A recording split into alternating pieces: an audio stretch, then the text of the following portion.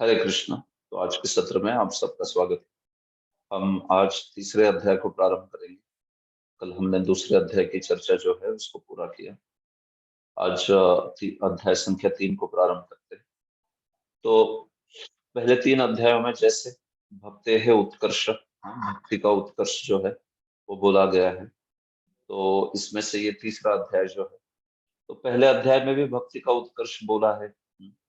जैसे 1 से 14 श्लोक में तो सीधे सीधे, और फिर 15वें श्लोक से जो विषय प्रारंभ होता है अष्टांग योग का, वो दूसरे अध्याय के भी बहुतांश भाग में वो है। 15वें श्लोक से, पहले अध्याय के 15वें श्लोक से प्रारंभ होके फिर 2 प्रकार की धारणाएं बताई है, शुद्ध चित्त योगी और अशुद्ध चित्त योगी की, वैराज धारणा एवं चिदघन वपु धारणा। तो वो विषय आगे बढ़ता हुआ द्वितीय अध्याय में भी चलता है। द्वितीय अध्याय में खास करके चिदघन वपु धारणा की चर्चा हुई है। उसके पहले जो फल सकामता का भाव है, फल के प्रति आसक्ति है, उसका खंडन हुआ है। तो चिदघन वपु धारणा के पश्चात क्रम मुक्ति और सद्य मुक्ति के विषय है, जिसमें योगी के देह त्याग की जो विधि है उसको बता दिया। तो ये विषय जो है पूरा 31वें श्लोक तक चलता रहा। और फिर हम लोग देखते हैं उसके बाद में फिर से भक्ति के विषय पर सुखदेव गोस्वामी जो है आए और भक्ति के उत्कर्ष के बारे में आदि चर्चा हुई दूसरे अध्याय के अंत में। न ही अतः अन्यो शिव पंथा आदि श्लोक से लेकर प्रारंभ। और फिर अभी इस अध्याय में भी वो विषय जारी रहेगा, खास करके भक्ति के जो कार्य है उसके प्रति आदर, कैसे भक्ति ही अभिधेय है, भक्ति ही सर्वोत्कृष्ट साधन है, इसकी चर्चा होगी। और श्री शौनक ऋषि द्वारा भक्ति के कार्यों के प्रति, भक्ति के अंगों के प्रति परम आदर जो है वो व्यक्त होगा।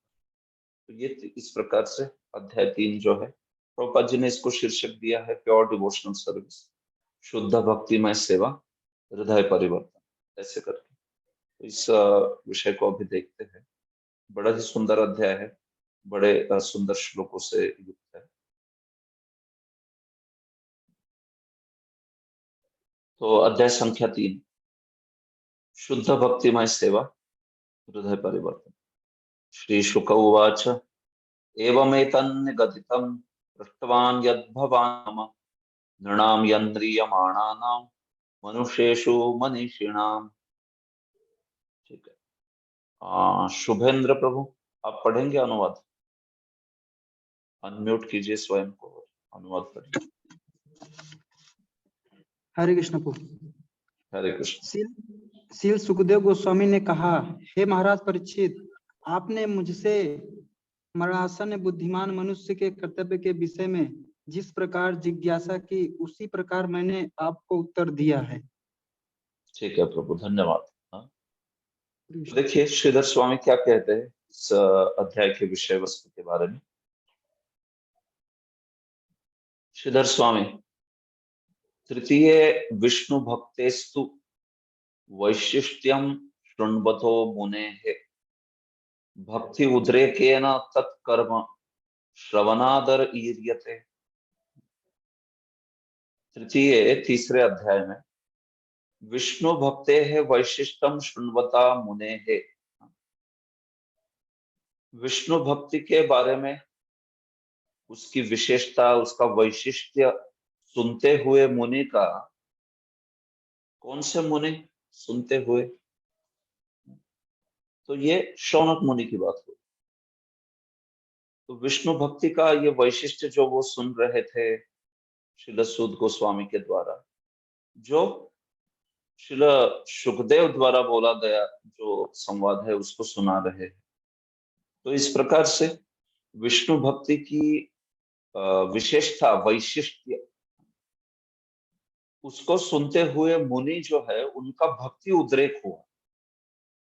शौनक ऋषि के हृदय में भक्ति उद्रेक हुआ, भक्ति का उद्रेक हुआ। भक्ति जो है बड़ी प्रकर्षता से उनके हृदय में उगम हुई। और उस उद्रेक के कारण तत्कर्म श्रवणादर वीर्यते, उस भक्ति के कर्म जो है श्रवणम, कीर्तनम, स्मरणम आदि, उसके प्रति परम आदर उन्होंने व्यक्त किया है, परम आदर व्यक्त किया, वीर्यते बोला गया है। तो इसमें देखिए विष्णु भक्ति के विशेषता सुनते हुए मुनि के द्वारा ये भक्ति के विविध अंगों के प्रति आदर व्यक्त है, वो 13वें श्लोक से आगे का विषय है। 1 से 12 श्लोकों में खास करके कैसे भक्ति ही अभिधेय है, भक्ति ही सर्वश्रेष्ठ साधन है, वो चर्चा हुई है। आप नोट कीजिए इसको, 1 से 12 जो है भक्ति ही अभिधेय है, ये विषय है। और फिर 13 से लेके 25वें मतलब अंतिम श्लोक तक विषय है शौनक ऋषि द्वारा भक्ति के अंगों का परम आदर। शौनक ऋषि द्वारा भक्ति के अंगों का परम गुणगान या परम आदर जो उसको यहाँ पे देख सकते हैं 13 से 25 श्लोक। ऐसे 2 विषय है बस इस अध्याय में, ठीक है। विश्वनाथ चक्रवर्ती क्या कहते हैं देखिए, तृतीय तो नृणाम क्षुल्ल फलैवान्य सुरार्चना तथैव इंद्रिय वैफल्यंच उक्तम भक्ति मृते हरे। विश्वनाथ चक्रवर्ती ने तो बहुत सुंदर श्लोक लिखा है। तृतीय तु, तीसरे अध्याय में तो देखिए क्या है, नृणाम क्षुल्ल फला एवं अन्य सुरार्चना। देखो मनुष्यों के द्वारा अन्य सुरार्चना अगर हो रही है, अन्य सुरार्चना मतलब अन्य देवताओं की उपासना हो रही है, मतलब भगवान की अर्चना छोड़ के, भगवत अर्चना छोड़ के अन्य सुरार्चना हो रही है, तो वो क्या है, क्षुल्ल फला है। क्षुल्ल फला, क्षुल्ल मतलब समझते हैं, क्षुल्ल मतलब बहुत तुच्छ, तुच्छ फल देने वाली ही है वो, क्षुल्ल फला एव।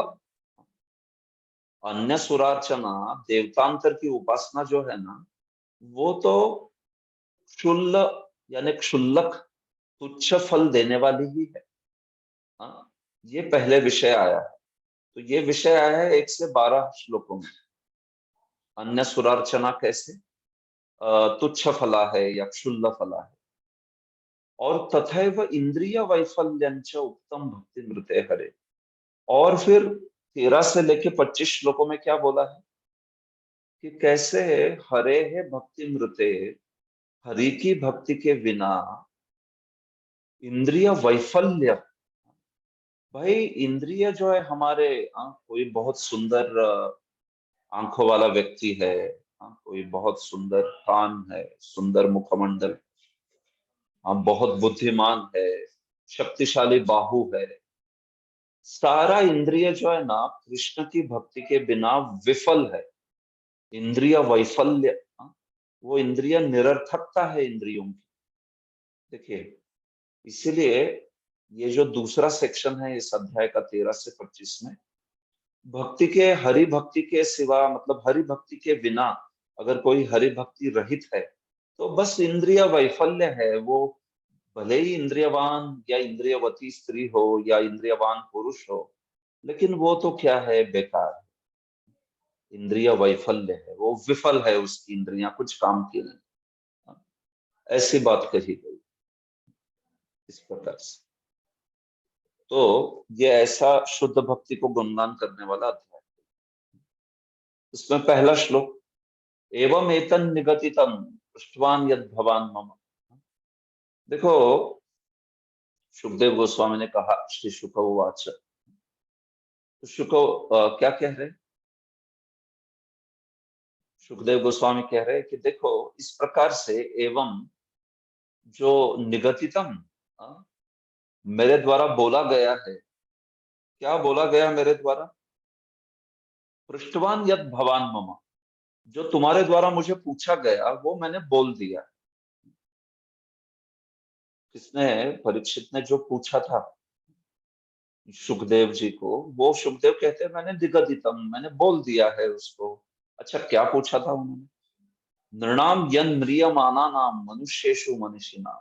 उन्होंने पूछा था ना म्रियमानस्य सर्वथा पुरुषस्येह यत् कार्यम। देखो, म्रियमान व्यक्ति का, मनुष्यों में जो म्रियमान व्यक्ति है उस व्यक्ति का क्या कर्तव्य है, इसके बारे में मैंने तुम्हें सुनाया। क्या सुनाया? वो 2 प्रकार के मार्ग सुनाए अष्टांग योगी के, है कि नहीं? और फिर उससे श्रेष्ठ जो भक्ति का मार्ग है वो भी सुनाया। तो भक्ति का और योग मार्ग का कंपैरिजन किया मैंने, और कैसे भक्ति का मार्ग जो है वो श्रेष्ठ है। न ही अतो ही अन्य शिव पंथा संस्कृता विह। कैसे इस भक्ति से कोई अन्य शिव मंगलकारी कल्याणप्रद पंथ नहीं है, ये बात भी मैंने की। मनुष्येषु मनीषी नाम, तो मनुष्यों के लिए क्या कर्तव्य है मरते हुए मनुष्य मनुष्य का, ये मैंने तुम्हें बताया। और फिर इन जनरल म्रियमान मरते हुए व्यक्ति का क्या कर्तव्य है, ये भी मैंने बताया। अब क्या अर्थ है देखिए, इसको 2 शब्दों का अर्थ है अलग अलग। विश्वनाथ चक्रवर्ती बताते हैं, देखिए, म्रियमाना नाम नृणाम कृत्यम यत् पृष्टम तद एतत् योग मते श्रुति द्वयम निगदित। देखो, मरते हुए मनुष्य का क्या कर्तव्य है, ये जो तुमने पूछा था, ये कहाँ पे पूछा था परीक्षित ने? कोई बताना चाहेगा, परीक्षित ने कहाँ पूछा था ये मरते हुए व्यक्ति का क्या कर्तव्य? पहले अध्याय के अंत में पूछा था प्रभु जी। हाँ, पहले अध्याय के अंत में। क्या बोल रहे हैं? नहीं नहीं नहीं नहीं, तो ये स्कंद 1 के लास्ट में। हाँ, स्कंद पहले के अंत में। स्कंद दूसरा 38 या 39। ठीक है, स्कंद पहला जो है 19वां अध्याय, उसमें अंत में पूछे ना प्रश्न, अतः पृच्छामि संसिद्धिम योगिनाम परमं गुरुम पुरुषस्य यत् कार्यम म्रियमाणस्य सर्वथा यत् कीर्तव्यम यत् स्मर्तव्यम अहो ब्रूहि, वो सब कुछ जो है 2 प्रश्न पूछे ना, वो वहां से बोल। तो जो तुमने वहां पे पूछा था वो मैंने योग मत से तुमको बताया।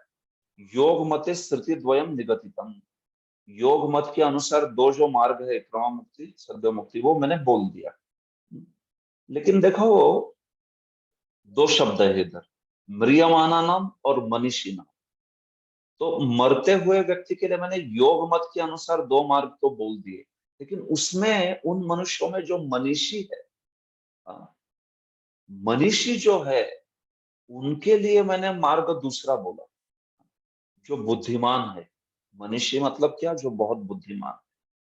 तो तेषु एवं मनुष्येषु मध्य, ये मनीषी ना, उन मनुष्यों में जो मनीषी है, बुद्धिमान है, महाबुद्धि है, उनके लिए क्या किया मैंने?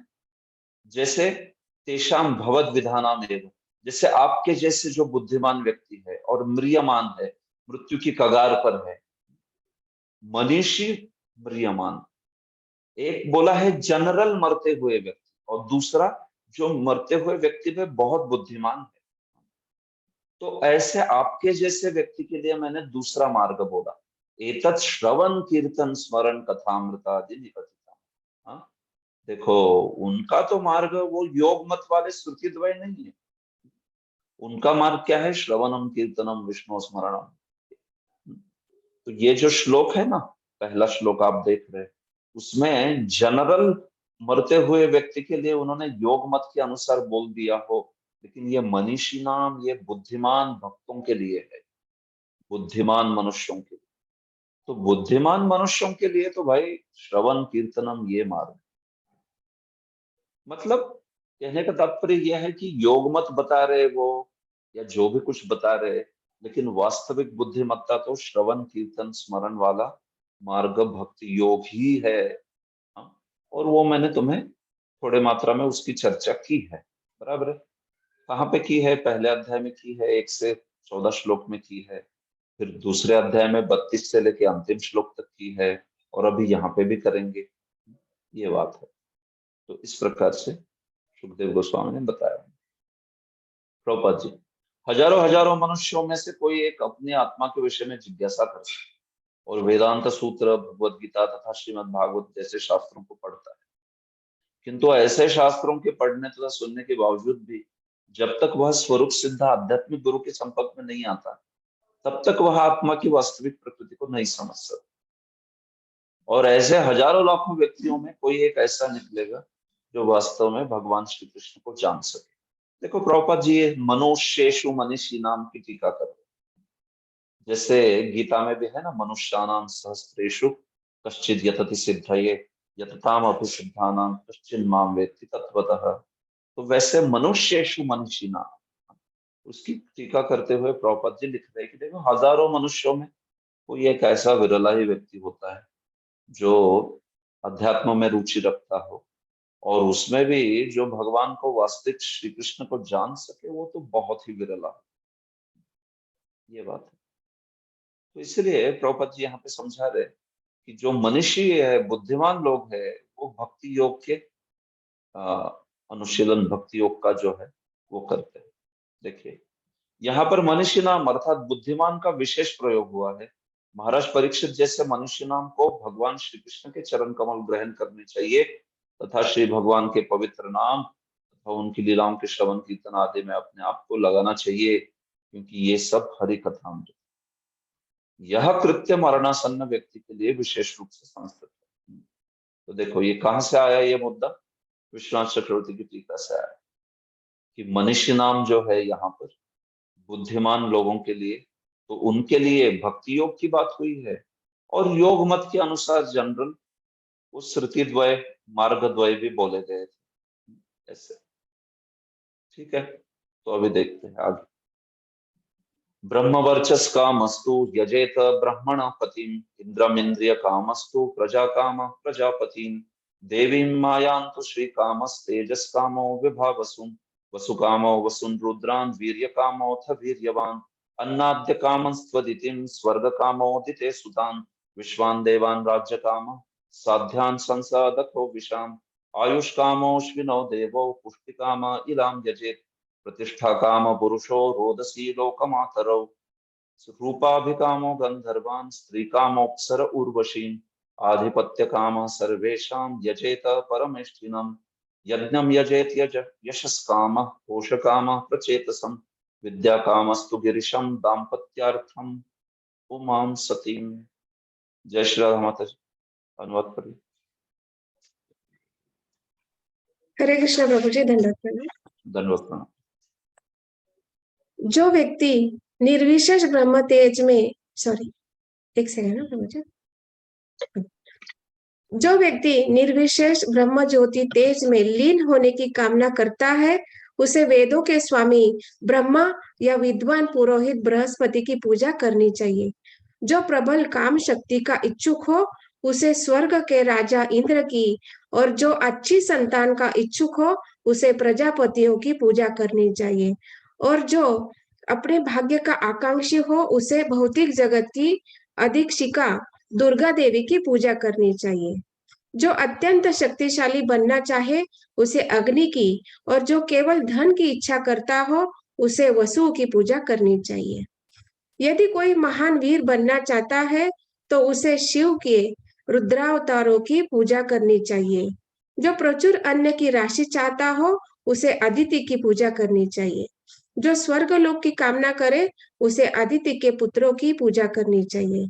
जो व्यक्ति सांसारिक राज्य चाहता हो, उसे विश्वदेव की, और जो जनता में लोकप्रियता का इच्छुक हो, उसे साध्य देव की पूजा करनी चाहिए।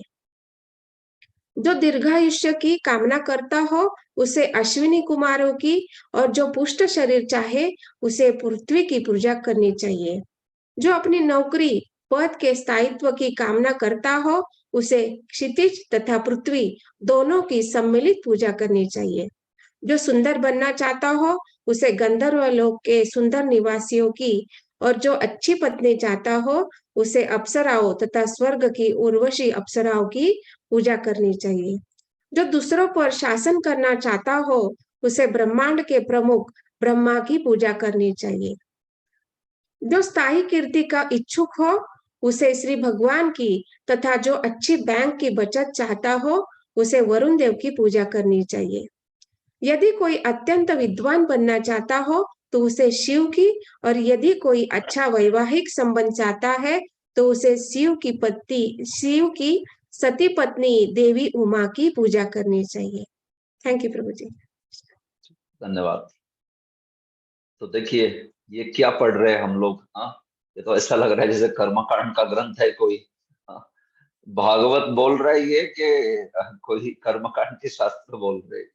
इसके लिए इसकी पूजा, इसके लिए इसकी पूजा, इसके लिए इसकी पूजा। हाँ, तो ये कैसे अब एकदम से विषय बदल गया। हाँ, प्योर डिवोशनल सर्विस आपने तो कहा शुद्ध भक्ति का प्रतिपादन हो रहा है इस अध्याय में, और ये तो शुरुआत में ही इतने श्लोकों में कर्मकांड की बातें लग रही है। हाँ, तो देखिए इस श्लोक का प्रसंग, इस श्लोक का जो क्यों आ रहा है ये श्लोक, इसको विश्वनाथ चक्रवर्ती ने बढ़िया से समझा। देखो पिछले श्लोक में क्या बोला था, जो मनीषी है, बुद्धिमान है, उनके लिए श्रवण कीर्तन आदि बोला गया है। लेकिन जो एषु च तेषु एवं मनुष्येषु मध्ये मंदधीयः, हाँ, अरे उन मनुष्यों में जो मंदधी है, जो ज्यादा बुद्धिमान नहीं है, अल्प बुद्धि वाले हैं, तेषां च कृत्यं शृणु, अरे भाई उनका कृत्य सुनो अभी पहले। तो ये जो विषय आ रहा है ना, ये मंदधी लोग जो है, अल्प बुद्धि वाले जो है, ऊपर आपने मनीषी लोगों की बात की, महाबुद्धि वाले, लेकिन ये अल्प बुद्धि वाले लोगों का क्या कार्य होता है, वो किसकी आराधना करते हैं, उसको सुनो कैसे बोल रहे, समझ रहे ये। तो इसके कारण ये विषय आया, कॉन्ट्रास्ट हो रहा है। ऊपर मनीषी लोगों के लिए श्रवणम कीर्तनम विष्णु स्मरणम ही परम कृत्य है बोला। अच्छा, तो फिर जो अल्पबुद्धि बुद्धि वाले होते हैं, मनीषी नहीं है, वो क्या करते हैं? हाँ, वो ये करते हैं, ये सब आप जो पढ़ रहे हैं ना, हाँ, ये सब करते हैं। यद्वा किम वा भजनीयम इति, हाँ, या फिर उन्होंने प्रश्न पूछा था ना परीक्षित ने कि मुझे बताइए कि भाई भजनीय क्या है, स्मर्तव्य क्या है। हाँ? तो यत् पृष्ठम किम वा भजनीयम, वो प्रश्न था ना, यत् स्मर्तव्यम यत् कीर्तितव्य क्या है, स्मरणीय क्या है, भजनीय क्या है। तो यत् पृष्ठम जो वो पूछा गया था, तत्र प्रथमम मंदधियाम भजनीयान आह। हाँ, तो जो मंदधी है ना, जो अल्प बुद्धि वाले हैं, ज्यादा बुद्धिमान नहीं है, उनके भजनीय के बारे में सुनो पहले। तो ऐसा ये विषय आ रहा है, ठीक है। हाँ, नहीं तो फिर सिर्फ श्लोकों को देखेंगे तो ऐसा लग रहा है ये सुखदेव गोस्वामी बता रहे ये इसकी आराधना करे, उसकी आराधना करे। अर्थात 10वें श्लोक में आप तुरंत समझ भी जाओगे कि ये सब बोलने के बाद बोल देते हैं कि भाई ये सब बंद करो, अकाम सर्व काम होगा, मोक्ष काम उदारधि तीव्रेन भक्ति योगेन यजेत पुरुषम। वो तो बोल ही देते श्लोक में विषय, ये हमारे सुखदेव गोस्वामी भी। लेकिन विश्वनाथ चक्रवर्ती तो पहले ही श्लोकों की योजना बता रहे क्या है। तो जो मंदधी लोग है, अल्प बुद्धि वाले लोग है, उनका कृत्य सुनो, उनका भजनीय कौन है उसको सुनो, ऐसे। तो प्रथमम मंदधियाम भजनीयान आह, मंदधी लोगों के भजनीय जो देवता आदि है उनके बारे में सुनो, ऐसी बात। देवताओं को मंदधी नहीं कहा है, वो उपासक जो है उसको अल्प बुद्धि वाला कहा है। तो ये कब से कहां तक चलेगा? ब्रह्म वर्चस इत्यादि ना काम कामो यजेत सोमम इति अंतेना। हाँ, तो देखिए ये ब्रह्म वर्चस कामस्तु से शुरू होके ये अल्प बुद्धि लोगों की आराधना बताई गई है। कब तक? 7वें श्लोक के बाद 8वां लीजिए, 8वें के बाद 9वां लीजिए, यहां तक काम कामो यजेत सोमम, यहां तक मंदधी अल्प बुद्धि वाले लोगों की आराधना बताई गई। यहां से अलग है अकामः पुरुषम परम, ठीक है। तो 9वें अध्याय के 3/4 श्लोक तक बोला है ये अल्पधी देवतांतर उपासना वाले लोगों की अलग अलग आराधना जो यहां से लेके अलग विषय है, ये बुद्धिमान लोगों का कार्य है अकामः पुरुषम परम। और ये उसके बाद अकामः सर्व कामो वा मोक्ष कामो उदाहरण, ठीक है।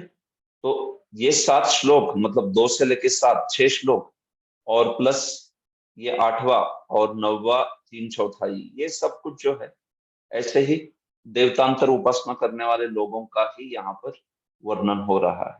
ठीक है, तो ये अलग अलग है। देखिए, ब्रह्म तेज की कामना करने वाला ब्रह्मणः पति, मतलब वेदों के पति ब्रह्मा जी की उपासना करे। इंद्रिय बड़े प्रबल इंद्रिय चाहिए किसी को इंद्रिय भोग के लिए, तो वो इंद्र की उपासना करे। जिसको संतान चाहिए प्रजापतियों की उपासना करे। जिसको श्री काम, मतलब जो सौंदर्य चाहता है, वो देवी की उपासना करे, माया की। तेजस काम, जिसको बहुत शक्ति चाहिए, प्रभाव चाहिए, वो विभावसु आदि, ऐसे अलग अलग अलग अलग विषय बोले हैं, अलग अलग देवताओं की उपासना। तो ये देवता इन इन इन इन गुणों को, इन इन वैभवों को नियंत्रण करते हैं। तो इसलिए इन सब का यहाँ पर वर्णन हुआ है। पुष्टि काम इलाम यजेत, इला कहते हैं पृथ्वी को। तो जिसको पुष्टि काम जो बनना चाहता है, मतलब जो प्रतिष्ठा चाहता है, पुष्टि चाहता है, ऐसा व्यक्ति इला यानी पृथ्वी को भजे। प्रतिष्ठा काम पुरुषो रोदसी लोकमातरो, और जो प्रतिष्ठा चाहता है, खास करके प्रतिष्ठा की इच्छा। तो देखिए, 2 शब्द है यहाँ पर।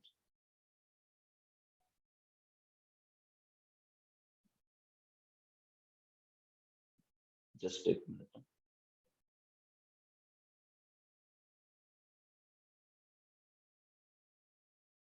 पुष्टि काम मतलब सुगठित शरीर चाहने वाला। अब थोड़े इसके अलग अलग अर्थ है दोनों आचार्यों की टीका में, बट ठीक है। अब पुष्टि काम मतलब सुगठित शरीर चाहने वाला पृथ्वी को भजे, और प्रतिष्ठा जिसको चाहिए वो दोनों को भजे, मतलब पृथ्वी और आकाश को भजे। इस प्रकार से आगे फिर जिसको रूप चाहिए, सौंदर्य चाहिए, वो गंधर्वों को। जिसको स्त्री चाहिए वो उर्वशी को भजे। आधिपत्य काम सर्वेशम यजेत परिनिष्ठिनम, जिसको आधिपत्य चाहिए समस्त ब्रह्मांड पर, वो ब्रह्मा को भजन करे। यज्ञम यजेत यशस काम। यज्ञम का यहाँ पे अर्थ हमारे आचार्यों ने यज्ञ के रूप में इंद्र को किया है। इंद्र, इंद्रम यजेत यशस काम। तो ये यज्ञ यानी एग्जैक्टली भगवान नहीं है। तो ये भगवान जो यज्ञेश है, उन यज्ञेश के कृपा पात्र इंद्र जो है, उनकी बात हो रही है यहाँ पर। कोशकाम प्रचेतसम, प्रचेता या वरुण की बात हो रही है। किसी को विद्या चाहिए तो वो गिरीश की आराधना करे। मतलब ये सब कर्मकांड के अंतर्गत बोला जा रहा है। दाम्पत्यार्थ, पति पत्नी जो है सुख से रहना चाहते हैं तो उमा सती को उपासना करे। इस प्रकार से अलग अलग अलग अलग ये सारा कर्मकांड के अनुसार देवतांतर उपासना जो है बोली गई है। देखिए प्रभुपाद जी, विभिन्न विषयों में सफलता के इच्छुक विभिन्न पुरुषों के लिए पूजा की नाना प्रकार की विधि है। इस भौतिक जगत की सीमा में रहने वाला बद्ध जीव भौतिक भोग की प्रत्येक प्रकार की योग्य वस्तु में दक्ष नहीं हो सकता, किंतु जैसा कि ऊपर बताया है, वह विशेष देवता की पूजा करके उस विशेष पदार्थ के ऊपर प्रभु प्रभाव डाल सकता है।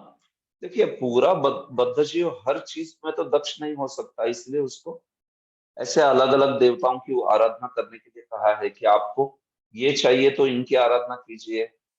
हर कोई हर चीज में दक्ष नहीं हो सकता। तो ठीक है, किसी को सौंदर्य चाहिए तो इसकी आराधना करे, किसी को इंद्रिय शक्ति चाहिए तो उसकी आराधना करे, किसी को विद्वान बनना है इसकी आराधना करे, किसी को और कुछ चाहिए। इस प्रकार से अलग अलग देवताओं की यहाँ पे बात हो रही। प्रभुपाद कहते हैं, शिव की पूजा करने से रावण अत्यंत शक्तिशाली बन गया। शिव जी की पूजा करके रावण शक्तिशाली बना बहुत, लेकिन तो भी भगवान को ललकारने की वजह से वो नष्ट हो गए। तो मुद्दा ये है कि ऐसे सारे व्यक्ति जो भौतिक भोग या कुछ या सभी विषयों को प्राप्त करने की आकांक्षा रखते हैं, वे कम बुद्धि वाले होते हैं। ये बात है, ये अल्पधियाम, ये कम बुद्धि वाले लोगों का ये इस प्रकार का देवतांतर आदि उपासना का भाव होता है। क्यों? क्योंकि उनको पता नहीं है कि, या तो उनको पता नहीं है, या तो फिर वो चूंकि बहुत इन इन भौतिक विषयों को ही चाहते हैं, इसलिए जल्दी चाहते हैं, इसलिए देवता की उपासना करते हैं। लेकिन क्या उनको पता नहीं है कि देवता भी किसके कृपा से इसको दे पाते हैं? भगवान विष्णु की कृपा से ही दे पाते हैं, ठीक है नहीं? तो देवता थोड़े ना स्वतंत्र है।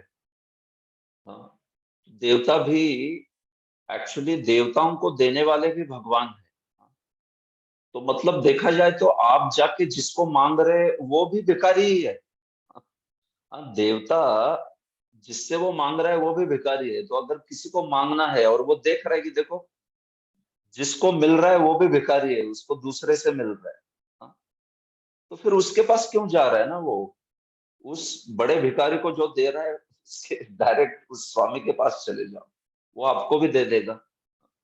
ऐसी बात है। तो देवता आदि वगैरह भी जो सब कुछ मिलता देवताओं को दिया जाता है, जो शक्ति है, जैसे कोई विद्या का स्वामी है, कोई अ, सौंदर्य का स्वामी है, कोई इस प्रकार से अलग अलग जो भी कोई वैभव है उनको देख रहा है, वो तो सब कुछ कृष्ण की कृपा से ही उनको मिल रहा है ना।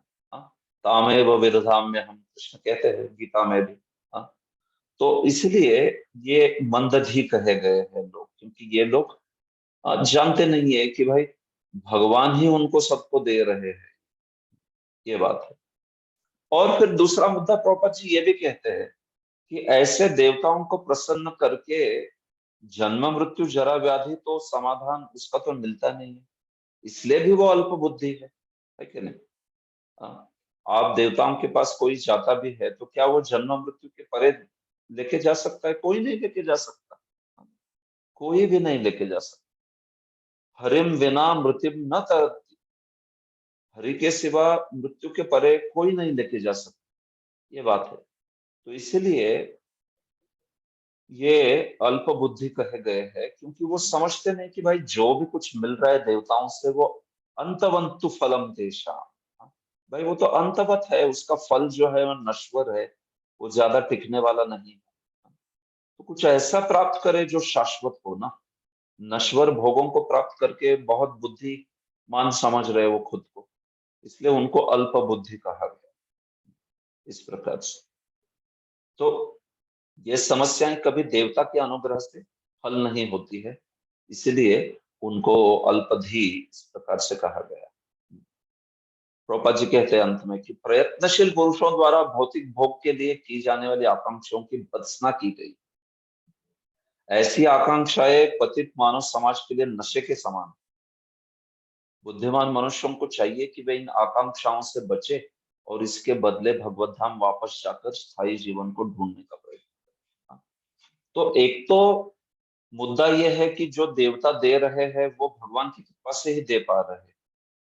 दूसरा, उससे पूरा वास्तविक जन्म मृत्यु जरा व्याधि का समाधान तो नहीं होने वाला। और तीसरी चीज ये भी है कि वो प्राप्त करके व्यक्ति नशे के समान नशीला, मतलब वो चीजें जो है वो उसके अहंकार को, मद को बढ़ाती है, वो नशे के समान कार्य करती है। तो इसलिए इन चीजों को प्राप्त करके व्यक्ति और भी गहरे भ्रम में चला जाता है, गहरी माया में चला जाता है। तो इन सब कारणों की वजह से ये जो देवतांतर की उपासना है उसको मूर्ख लोगों के लिए या अल्प बुद्धि के लिए कहा गया है। हाँ, कृष्ण भी कहते हैं ना, कामस्ते ज्ञाना प्रपद्यन्ते अन्य देवता। हाँ, ऐसे अल्पमेधसाम अंतवत्तु फलम तेषाम यद भवत्यल्पमेधसाम, इतने सारे श्लोकों में कृष्ण ने भी उनको अल्पमेधस कहा है, अल्पधी वाले कहा है। हाँ, ऐसी बात है। तो इसीलिए इन सब से बचना चाहिए। हाँ, क्योंकि ये सब तथाकथित इंद्रिय भोग जो है, जिसे रावण, हाँ, शिव जी से इतने सारे वरदान प्राप्त करके उसको सेवा में लगाने के बजाय वो बहुत मत्त हो गया, अहंकार हो गया, और फिर उसने इतना धारिष्ट किया, इतना दुस्साहस किया कि भगवान की प्रिया श्री सीता देवी को ही अपहरण करके लेके जाना चाहता था। तो ये इस प्रकार से, जैसे नशे में व्यक्ति को कुछ समझता नहीं है ना, हाँ, प्रमत्त हो जाता है, वैसे ये भौतिक भोग प्राप्त करके व्यक्ति प्रमत्त हो सकता है। तो इसलिए उसको यहाँ पर अल्पधी कहा गया। धर्मार्थ उत्तम श्लोकम तंतु तन्वन पितृन यजेत रक्षा काम पुण्य जनान ओजस कामो मरुद्गनान। श्याम भजन प्रभु अनुवाद पढ़िए। हरे कृष्णा। हरे कृष्ण। ज्ञान के आध्यात्मिक विकास के लिए मनुष्य को भगवान श्री विष्णु या उनके भक्त की पूजा करनी चाहिए और वंश की रक्षा के लिए तथा कुल की उन्नति के लिए उसे मरुदगण तथा अन्य विभिन्न देवताओं की पूजा करनी चाहिए। हरे कृष्ण। हरे कृष्ण। तो देखिए यहाँ पर भी उत्तम श्लोक शब्द आया है तो उससे लगेगा कि भगवान विष्णु की आराधना करनी चाहिए। प्रभुपाद ने अनुवाद भी किया है उसका वैसे ही, लेकिन ये धर्मार्थ उत्तम श्लोकम। तो देखो भाई, उत्तम श्लोक मतलब क्या? जो उत्तम श्लोक राजा है, जैसे नल हो, युधिष्ठिर हो, इन राजाओं को उत्तम श्लोक कहा है। तो इन उत्तम श्लोक राजाओं को जो उस प्रकार का धार्मिक आप कह सकते हो कि सशक्त, जो उस प्रकार का कृपा बरसा रहे भगवान ही, जिससे कि वो राजा उत्तम श्लोक बन रहे हैं। तो जो धर्म चाहता हो वो इस प्रकार से उत्तम श्लोक की आराधना करे, मतलब उन भगवान की आराधना करे कि जो ऐसे उत्तम श्लोक राजाओं को सशक्त बना रहे हैं। लिटरली विश्वनाथ चक्रवर्ती ने तो इस प्रकार की टीका की है कि यहाँ पर क्या बोला जा रहा है कि जैसे धर्मराज हो उसकी आराधना करो। देखो मैं क्यों बोल रहा हूं ये, क्योंकि भगवान की आराधना देवताओं की आराधना में नहीं आएगी। इसलिए ना, जब तक वो शुद्ध भक्ति के लिए या फिर वैराग्य के लिए, जब तक नहीं आता विषय, तब तक भगवान विष्णु की आराधना की बात नहीं होगी। अनुराधा रसिका म्यूट करा। तो मुद्दा ये है कि मैं ये बताना चाहता हूँ आपको, अनुराधा रसिका माता जी म्यूट करा। जीव गोस्वामी क्या कहते हैं, देखिए, उत्तम श्लोका पुण्य श्लोका धार्मिका नलादय तद उपाधिम तद अधिष्ठानकम विष्णु मित्यर्थ। भाई उत्तम श्लोक, जिसको धर्म चाहता है, जो धर्म में आगे बढ़ना चाहता है, वो उत्तम श्लोक की उपासना करे। मतलब क्या? वो बोलते हैं कि जो भगवान विष्णु नल आदि, युधिष्ठिर आदि ऐसे धार्मिक राजाओं को कृपा बरसाते हैं, उनकी आराधना करे। या फिर उत्तम श्लोक का अर्थ होता है धर्म, जो स्वयं धर्मराज है उनकी आराधना करे। विश्वनाथ चक्रवर्ती ने भी वैसा ही अर्थ किया है, उत्तम श्लोकम धर्मम, धर्म की आराधना करे उत्तम श्लोक जो है वो। तो जिसको धर्म में वृद्धि चाहिए वो धर्म की आराधना करे, या फिर नल, युधिष्ठिर आदि जैसे राजाओं को कृपा बरसाने वाले उस धर्म के प्रदाता विष्णु के रूप में उनकी आराधना करे। इस प्रकार से कहा गया है। बाकी तो क्लियर है कि जो तंतु चाहता है, मतलब जो संतान आदि, वंश आदि को बढ़ाना चाहता है, वो पितरों की रक्षा काम, जिसको रक्षा चाहिए वो पुण्य जनों की, और फिर ओजस काम मरुदगणों की। इस प्रकार से और एक श्लोक, राज्य कामो मनुन देवान निर्वृत्तिम त्वभिचरन् यजेत काम कामो यजेत सोमम अकाम पुरुषम पदम। रुक्मिणी वल्लभ प्रभु अनुवाद पढ़ी। जो व्यक्ति राज्य सत्ता पाने का इच्छुक हो उसे मनुओं की पूजा करनी चाहिए। जो व्यक्ति शत्रुओं पर विजय पाने का इच्छुक हो उसे असुरों की, और जो इंद्रिय तृप्ति चाहता हो उसे चंद्रमा की पूजा करनी चाहिए। किंतु जो किसी प्रकार के भौतिक भोग की इच्छा नहीं करता उसे पूर्ण पुरुषोत्तम भगवान की पूजा करनी चाहिए। हरे कृष्ण। हरे कृष्ण। तो देखिए, राज्य काम जो है, राज्य की इच्छा करने वाला, वो मनु और मनुन देवान खास करके, मतलब जो मनु मनवंतर में जो देवता होते हैं उनकी आराधना करे। निरृतिम त्वभिचरन् यजेत, जिसको शत्रुओं पे विजय पाना है, वो निरृति नामक जो देवता है उनकी आराधना करे। काम कामो, इंद्रिय तृप्ति का इच्छुक है कोई, तो उसने सोम की आराधना करनी चाहिए।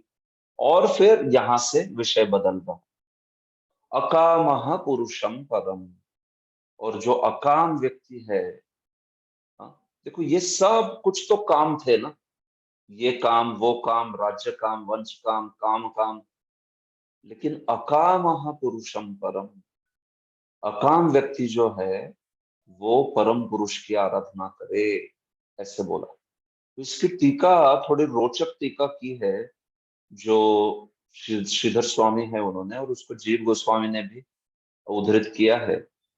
देखो, जब बात आ गई अकामः की, तो अकामः श्रीधर स्वामी कहते हैं, देखिए काम काम मतलब भोग का इच्छुक, लेकिन अकाम तो वैराग्य काम, जो वैराग्य की कामना करता है।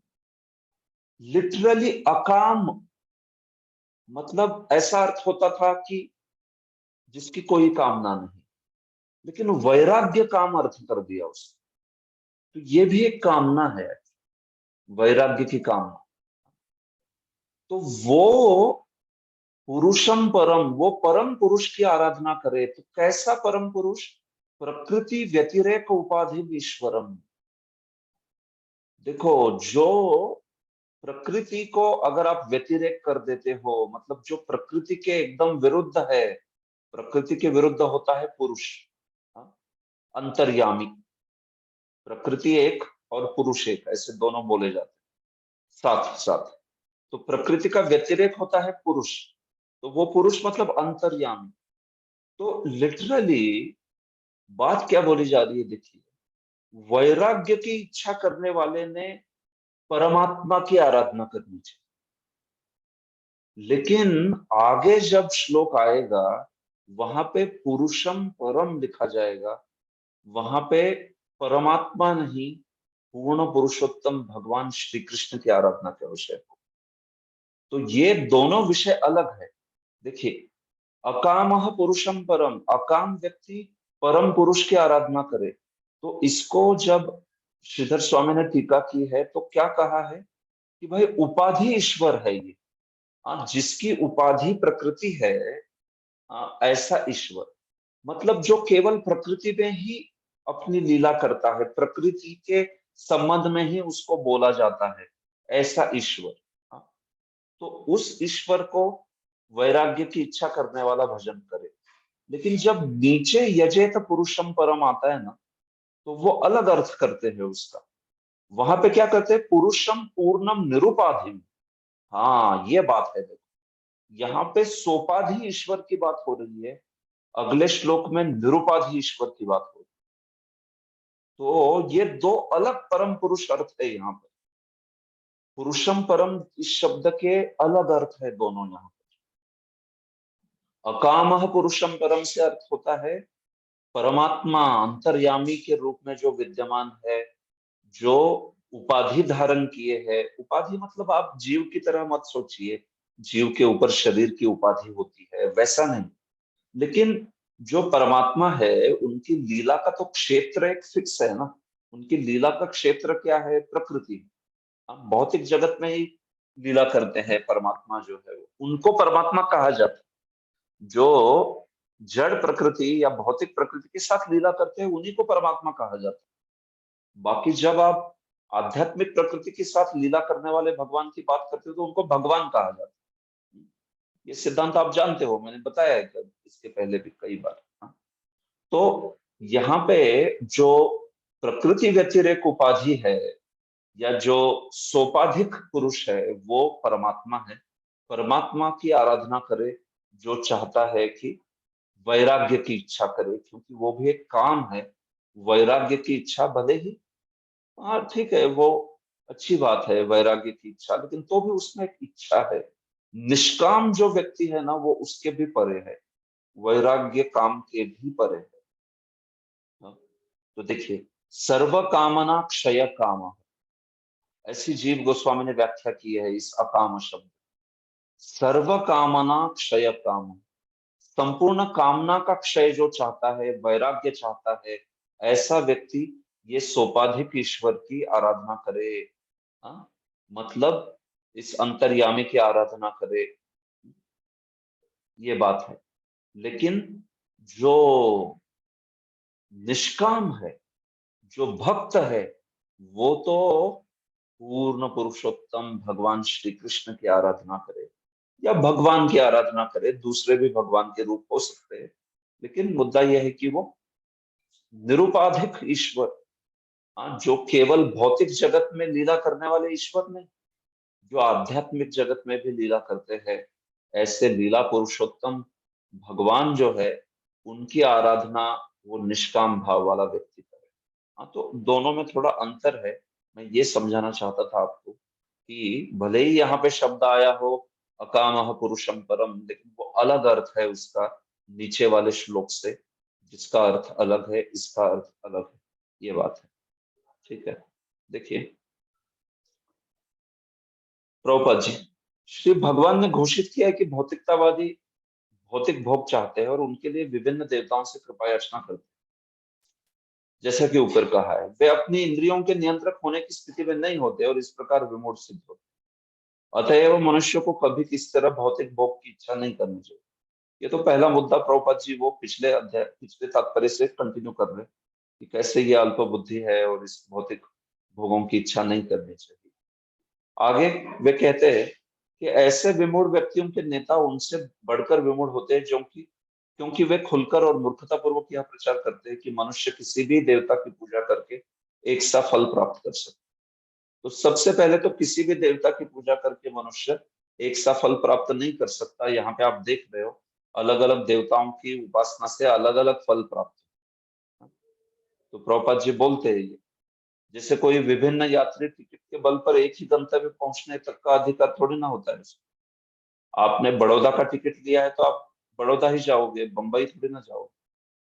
तो वैसे जिसने जो देवता की आराधना की है वह फल प्राप्त करेगा। ऐसे नहीं कि जो भी कुछ करो सर्वदेव नमस्कार केशवम प्रति गच्छति।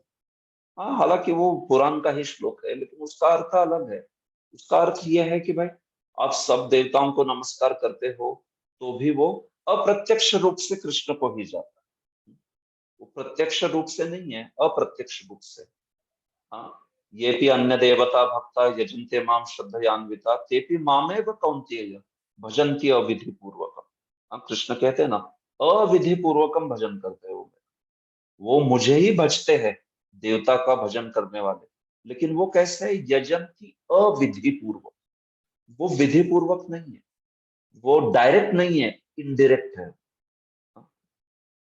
ऐसी बात है। तो वो एक बड़ा प्रसिद्ध श्लोक है पुराण में कि वो भी ऐसी ही बात करता है कि आकाशात पतितम तोयम यथा गच्छन्ति सागरम सर्वदेव नमस्कार केशवम प्रति गच्छति। तो कभी कभी लोग इसको कोट करके बोलते हैं, देखो आकाश से जैसे पानी गिरता है वो कैसे सागर की ओर जाता है, बराबर है।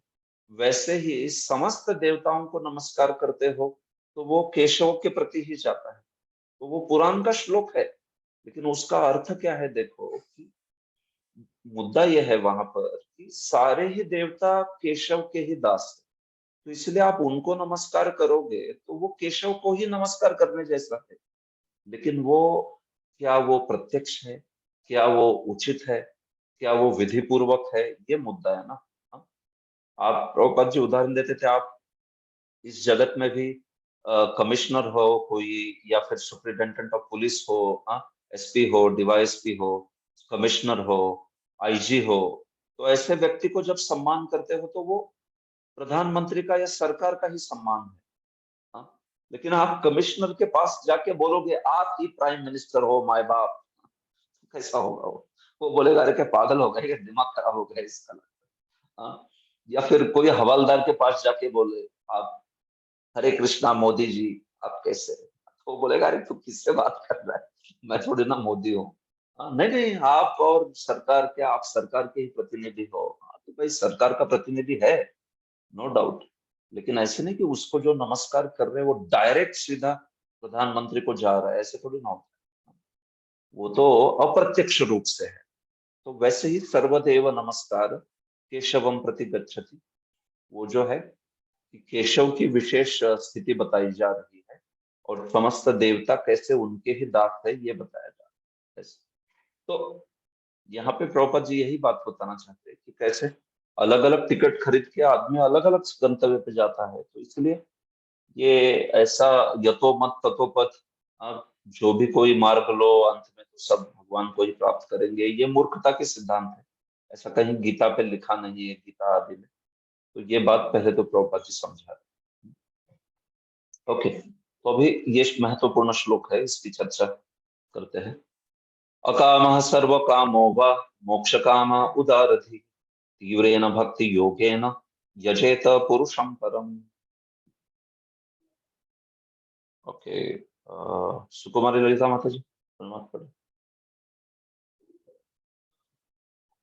हरे कृष्ण प्रभु जी, दंडवत प्रणाम। धन्यवाद प्रणाम।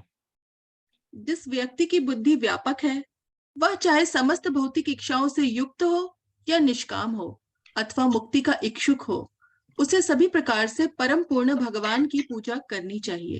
हरे कृष्ण। यस, तो देखिए वो जो अकाम शब्द ऊपर आया था वहां पे उसका अर्थ वैराग्य काम किया था, लेकिन श्रीधर स्वामी देखिए यहां जब अकाम शब्द आता है तो उसको कैसे अर्थ किए हैं अलग से। अकाम एकांत भक्त। देखो ऊपर वैराग्य काम अर्थ किया था, लेकिन यहाँ पे क्या अर्थ किया है, एकांत भक्त। हाँ? क्योंकि देखो वैराग्य की इच्छा करने वाला व्यक्ति तो ज्ञानी भी हो सकता है। वैराग्य योगी भी चाहता है, ज्ञानी भी चाहता है, भक्त भी वैराग्य चाहता है, लेकिन भक्त वैराग्य अननुसम्मित होता है उसके लिए। वो चाहता मतलब उसके लिए प्रार्थना नहीं करता, वो आ जाता है ऑटोमेटिक। तो इसलिए वैराग्य काम, अकाम शब्द की पहले परिभाषा की थी, लेकिन यहाँ पे अकाम शब्द की परिभाषा एकांत भक्त करके कर दी है। तो ये निष्काम भक्त है। तो कोई निष्काम हो या फिर कोई सर्वकाम हो, मतलब समस्त इच्छाएं है उसकी, या कोई मोक्ष काम हो, तो ऐसा व्यक्ति क्या करे, सर्वकाम वो अलग अलग देवता बोली है उनके पास जाए? नहीं। मोक्ष काम जो है वो मोक्ष की कामना के लिए कुछ अलग ब्रह्मा जी की उपासना करे या ब्रह्म की करे या कोई और कुछ नहीं। और निष्काम अकाम वाला एकांत भक्त, भाई कोई भी हो, ऐसा उदारधी व्यक्ति जो है, उदार भी मतलब व्यापक बुद्धि वाला, जिसकी बुद्धि प्रगल्भ है, जिसकी बुद्धि व्यापक है, वो यजेत पुरुषम परम। उसने तो परम पुरुष का ही यजन करना चाहिए, परम पुरुष की ही आराधना करनी चाहिए। और वो भी कैसे, तीव्रेन भक्ति योगेन, एकदम तीव्र भक्ति योग के द्वारा। आप अकाम हो, सर्वकाम हो, मोक्ष काम हो, कुछ भी हो, आपने क्या करना है, परम पुरुष की ही आराधना करनी चाहिए तीव्र भक्ति योग के द्वारा। तो इतना सब कुछ अलग अलग देवतांतर उपासना बोलने के बाद ये श्लोक उस सब को नलिफाई कर रहा है, उन सारी चीजों को हटा रहा है वो ये श्लोक, और कह रहा है कि सर्व काम हो, आप अकाम हो, मोक्ष काम हो, कोई भी हो, उसने परम पुरुष की आराधना करनी चाहिए तीव्र भक्ति योग के से। क्योंकि भाई परम पुरुष सब कुछ प्रदान करने में पूरी तरह से सक्षम है। जब तुम्हें पता है कि वो परम पुरुष ही उस देवता को कुछ दे रहे हैं जिस देवता से तुम कुछ चाहते हो, तो अगर तुम्हारी व्यापक बुद्धि है तो तुम इधर उधर भटक क्यों गए हो? तुम सीधे परम पुरुष की ही आराधना करो ना, ये बात है ना। तो ये परम पुरुष मतलब कौन है? श्रीधर स्वामी कहते हैं पूर्णम निरुपाधि, निरुपाधि ईश्वर है ये ईश्वर। निरुपाधि है मतलब वो केवल भौतिक जगत में लीला करने वाले परमात्मा नहीं, बल्कि निरुपाधि ईश्वर जो कि लीला पुरुषोत्तम है, भगवान है, श्री कृष्ण है, उनकी बात हो रही है। तो हर कोई श्री कृष्ण की ही उपासना करे या भगवान की ही उपासना करे, भगवान नारायण विष्णु की ही उपासना करे, ये बात बोली जा रही है यहाँ पर। इतने सारे देवतागण वगैरह है, इसके लिए जरूरी नहीं उनके पास जाने की। आप सर्वकाम हो, अकाम हो, मोक्ष काम हो, सब कुछ प्राप्त कर सकते हो अगर आप केवल तीव्रता से भक्ति योग करोगे तो। हाँ? ये बात है इस प्रकार से, क्योंकि यही परम अभिधेय है, यही सर्वश्रेष्ठ साधन है। तो इसलिए इसके द्वारा क्या नहीं प्राप्त होगा, आपको सब कुछ प्राप्त हो सकता है। तो बड़ी सुंदर टीका की है विश्वनाथ चक्रवर्ती ने। मैं इस टीका को लेना चाहूंगा पूरी तरह से। तो देखिए, क्योंकि ये बहुत महत्वपूर्ण श्लोक है, तो इसको हम अच्छे से समझ के लेते हैं। विश्वनाथ चक्रवर्ती लिखिए, न केवलम अकाम एव परम पुरुषम यजेत अपितु उक्त अनुक्त सर्व कामोपि निष्कामश्च भगवंतम एव यजेत इत्याह। हाँ, तो देखो, केवल अकाम व्यक्ति जो है वो केवल परम पुरुष का भजन ना करे, बल्कि जो इसके पहले बोले गए थे या इसके पहले नहीं भी बोले गए हैं, ऐसे समस्त कामनाओं की इच्छा करने वाला व्यक्ति भी और निष्काम व्यक्ति भी भगवान को ही भजन करे, ये बात बोली गई। निष्काम व्यक्ति है या पहले जैसा अकाम व्यक्ति है या सर्वकाम व्यक्ति है या मोक्षकाम व्यक्ति है, अरे भाई कोई भी रहने दीजिए, उसने भगवान का ही यजन करना चाहिए। अकामः एकांत भक्त इति श्रीधर स्वामी चक्र। श्रीधर स्वामी जी ने क्या कहा है? अकाम मतलब यहाँ पे एकांत भक्त है। अकामः भजनीय परम पुरुष सुखमात्र स्वसुख इति संदर्भ। और क्रम संदर्भ में क्या बोला जीव गोस्वामी ने? ऊपर बोला है। अकाम शब्द की व्याख्या देखिए जीव गोस्वामी ने कैसे की। जीव गोस्वामी बोलते हैं कि अकाम वो है जो एक मिनट यहाँ पर,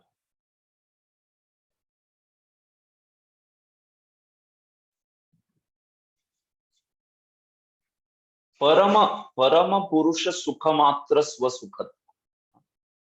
भजनीय परम पुरुष सुखमात्र स्वसुख। अपने भजनीय जो परम पुरुष है, भगवान है, उनका ही सुख, सर्व सुख उसको मानता है। वो उसके खुद के सुख के बारे में कभी बात सोचता ही नहीं, वो केवल भगवान के सुख को ही सब कुछ मानता है। उसे अकाम कहा है। तो देखिए, ये अकाम पिछले श्लोक के अकाम से अलग है।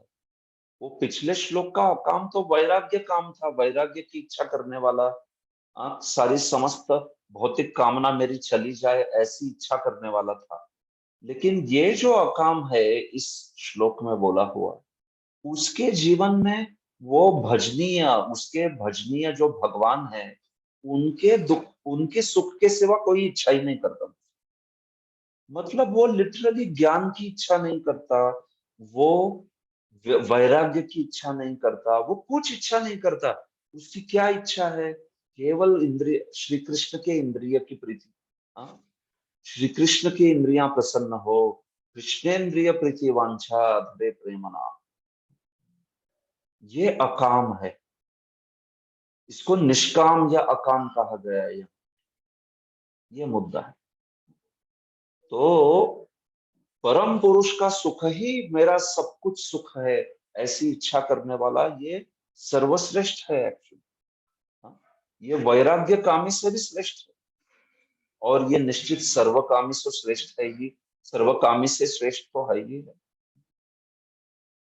देखिए विश्वनाथ क्या कहते हैं, सर्वकाम इति अनेनैव सकाम सामान्य लब्धे मोक्ष काम इति पृथक उपादानम तद अधिकारिणाम वयम निष्कामा इति अभिमान खंडनार्थ।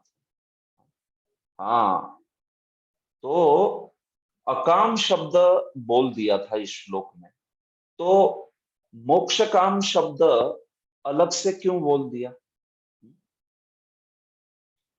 या फिर सर्व काम भी बोल दिया था शब्द, तो मोक्ष काम में सर्व काम, मतलब सर्व काम में मोक्ष काम आता नहीं क्या? तो क्यों उसको अलग से बोल दिया? देखो प्रश्न कितना अच्छा प्रश्न कर रहे हैं।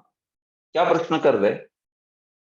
देखिए कि अकाम शब्द बोल दिया ना, अकाम, और फिर सर्व काम भी बोल दिया, तो अकाम सर्व कामो व मोक्ष काम अलग से क्यों बोल दिया? अगर कोई सोचता है कि मोक्ष काम जो है वो अकाम में नहीं आता क्या, या फिर मोक्ष काम सर्व काम में नहीं आता है कि नहीं? जब हम सर्व काम कहते हैं, अचिंत्य बलराम प्रभु, जब हम सर्व काम कह दिए मतलब समस्त इच्छा करने वाला, तो उसमें मोक्ष काम नहीं आया क्या? कि बाय डेफिनेशन वो इंक्लूड हुआ कि नहीं हुआ? हो गया प्रभु जी, हो गया। स्पेसिफिक दिखाने के लिए हाँ, लेकिन तो भी पृथक उक्ति की है कि नहीं इधर? की है। यस, की है, तो क्यों की है ये एनालिसिस कर रहे हैं विश्वनाथ। अच्छा, दूसरी ओर अगर कोई कहेगा कि देखो इसकी समस्त भौतिक इच्छाएं, इसकी कोई भी नहीं है भाई भौतिक इच्छाएं, हाँ ये व्यक्ति मोक्ष सिर्फ चाहता है, इस जगत की कोई चीज नहीं चाहता है, तो एक शब्द अकाम करके आया था, तो अकाम व्यक्ति को भी कुछ भी भौतिक इच्छाएं नहीं होती, मोक्ष काम व्यक्ति को भी इस जगत की कोई भी भौतिक इच्छाएं नहीं होती, तो फिर मोक्ष काम अलग से क्यों बोल दिया? अकाम में ही आ जाता था वो भी, ऐसे विश्वनाथ चक्रवर्ती बोल रहे। नहीं, लेकिन क्यों पृथक उपादान हुआ है, क्यों पृथक उसको बोला गया है?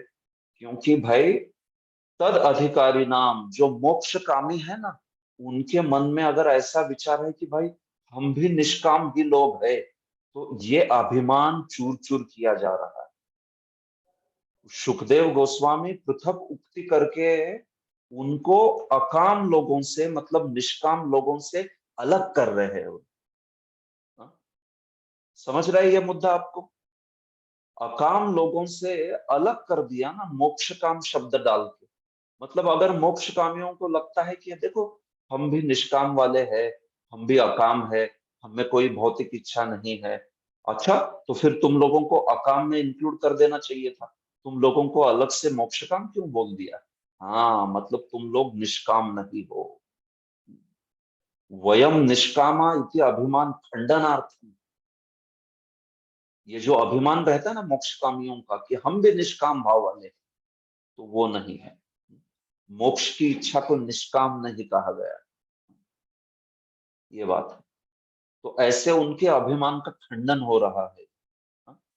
अरे इतनी ही बात क्या करते हो आप, सर्व काम से भी उनको अलग कर दिया। सर्व काम में तो डाल देना चाहिए था, ठीक है भाई अकाम डालना नहीं आपने मानते हैं, लेकिन सर्व काम में तो आ गया था ना, नहीं उनसे भी अलग क्यों कर दिया? सर्व कामेभ्योपि मोक्ष कामस्य सकामत्व अतिशय ज्ञापनार्थ। देखो सर्व काम व्यक्ति से भी मोक्ष कामी की जो इच्छा है, कामना है, वो बहुत ज्यादा है, ये बात बोलने के लिए उसको अलग कर दिया। क्यों, कैसे ज्यादा है? देखो काम उसको कहते हैं कि जो दुख शमन इच्छा, सुख प्राप्ति इच्छा, दुख का शमन होना और सुख की प्राप्ति होना, इसको काम कहते हैं। तो कोई अगर उसका क्या दुख है भाई, मैं ज्यादा सुंदर नहीं हूं, तो उसको सौंदर्य चाहिए, या फिर मेरा पति ज्यादा सुंदर नहीं है, या मेरी पत्नी ज्यादा सुंदर नहीं है, या फिर मेरे पास ज्यादा बुद्धिमत्ता नहीं है, ऐसा कुछ दुख है उसका छोटा सा, तो उस दुख के शमन की इच्छा है उसकी कि वो मेरा दुख चला जाए। मेरे पास धन नहीं है तो धन मिल जाए मुझे बहुत, तो ये तो बहुत छोटा काम हो गया ना, ये बहुत बड़ी इच्छा नहीं है। लेकिन ऐसे तात्कालिक किंचन मात्र दुख शमन की इच्छा से भिन्न अगर कोई चाहता है कि समस्त दुख ही खत्म हो जाए मेरे, तो किसकी बड़ी भौतिक इच्छा है वो? कौन ज्यादा बड़ी भौतिक इच्छा हुई? थोड़ा सा मुझे कुछ तो विद्या चाहिए, इसके लिए मुझे विद्या के लिए मैं कुछ भौतिक कामना करने वाला बड़ा हो गया सर्वकामी। ये छोटी मोटी इच्छा नहीं भाई, सब मेरी भौतिक इच्छा जो है ना, जो भी कुछ मेरे भौतिक दुख है वो सब खत्म हो जाए, और मैं जो हूं सीधा सीधा ब्रह्म में, ब्रह्म से तदाकार हो जाऊं, द ग्रेटेस्ट, मैं ब्रह्म के साथ सबसे सर्वश्रेष्ठ ब्रह्म के साथ तदाकार हो जाऊं। इन दोनों में छोटी इच्छा किसकी है?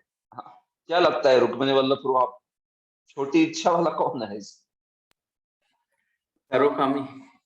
हाँ, सर्वकामी छोटी हो गया, सर्वकामी छोटी इच्छा वाला हो गया है कि नहीं। तो सर्वकाम जो है ना, उससे भी मोक्षकामी को अलग किया जा रहा है। तुझे अगर ऐसा लगता है ना कि ये सर्वकामी लोगों में भी मैं भी आ जाता था, तो फिर मुझे अलग क्यों कर दिया? अरे तू तो वो सर्वकामियों से बहुत बड़ा है, क्योंकि सर्वकामी तो छोटी छोटी इच्छा चाहते हैं। हम जैसे कोई 1 रुपया, 2 रुपया, 3 रुपया, 4 रुपया चाहता हो, कोई 1000 रुपए चाहता हो, कोई लाख रुपए चाहता हो, और ये महाशय बोल रहे हैं सारी तिजोरी मेरे को दे दो, पूरी की पूरी। तो वैसे मोक्षकामी जो है ना, उसकी बात की जा रही है ऐसे। तो तात्कालिक किंचित मात्र दुख शमनार्थम नश्वर स्वर्गादिशु सुखार्थं च प्रवृत्तिभ्यः। तात्कालिक छोटे छोटे दुखों के शमन की बात करने वाले या नश्वर स्वर्ग आदि की इच्छा करने वाले कर्मियों से भी ज्ञानाधिकारी जो है ना, मोक्षकामी, वो क्या करना चाहता है? समस्त संसार का दुख ही खत्म करना चाहता है अपने जीवन में, और ब्रह्म के साथ तदाकार होना चाहता है, ब्रह्म सुख चाहता है। तो दोनों में तो भाई सर्वकामी से भी बड़ा हो गया ना मोक्षकामी। तो इसलिए उसका सकामत्व अतिशय, वो फर्स्ट क्लास सकामी है वो। हाँ? वो आउट एंड आउट सर्वकामी है, वो 100% ऐसा है। तो इसलिए उसकी पृथक उक्ति कर दी। आप, आशा करता हूं ये मुद्दा आप समझ पा रहे हैं। हाँ? कि उसको अकाम में भी नहीं गिनाया, उसको सर्वकाम में भी नहीं गिनाया। उसको अकाम लगता होगा मैं हूं, तो उसका अभिमान खंडित कर दिया बोल के कि भाई तू निष्काम नहीं है, तू अलग है। और उसका अगर उसको लगा कि फिर सर्वकाम में तो मुझे डाल देते, नहीं तो सर्वकाम वाले से भी बहुत बड़ा है, ऐसे करके उसकी पृथक उक्ति कर दी है। देखिए बहुत अच्छी ऐसी सुंदर टीका की है विश्वनाथ चक्रवर्ती। हाँ, ऐसे। लेकिन भक्तों का ना तो ऐसा भाव है कि सर्वकामी जैसा, ना ही भक्त का मोक्ष कामी। तो देखिए मतलब मुद्दा यहाँ पे जानना चाहिए, भक्त कभी मोक्ष की कामना नहीं करता। मतलब भक्त के जीवन में क्या वो भगवान के धाम जाए न जाए ज्यादा मायने नहीं रखता। वो तो बस भगवान श्री कृष्ण मुझसे प्रसन्न होवे, और अगर वो चाहते हैं मैं भगवत धाम जाऊं तो मैं, मुझे लेके चले। अगर वो नहीं चाहते हैं तो मुझे वो मम जन्मनि जन्मनीश्वरे भवतात् भक्ति, ऐसा उसका भाव रहे। वो ऐसे नहीं कि वो मुझे भगवत धाम लेके चलो ही भगवान। अब क्या भाई तुम्हारा क्या क्या गंतव्य है, क्या चाहते हो? हाँ मुझे भगवत धाम लेके चलो।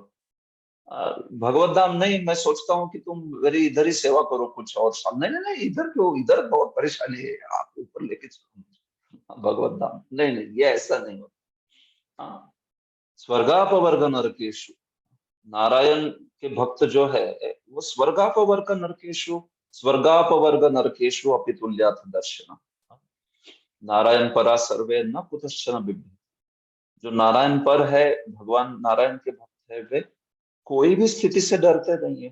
स्वर्गापवर्ग नरकेशु अपि तुल्यार्थ दर्शन, उनके लिए तुल्य है दोनों भी। श्री कृष्ण की क्या इच्छा है वो उनकी इच्छा है। हाँ?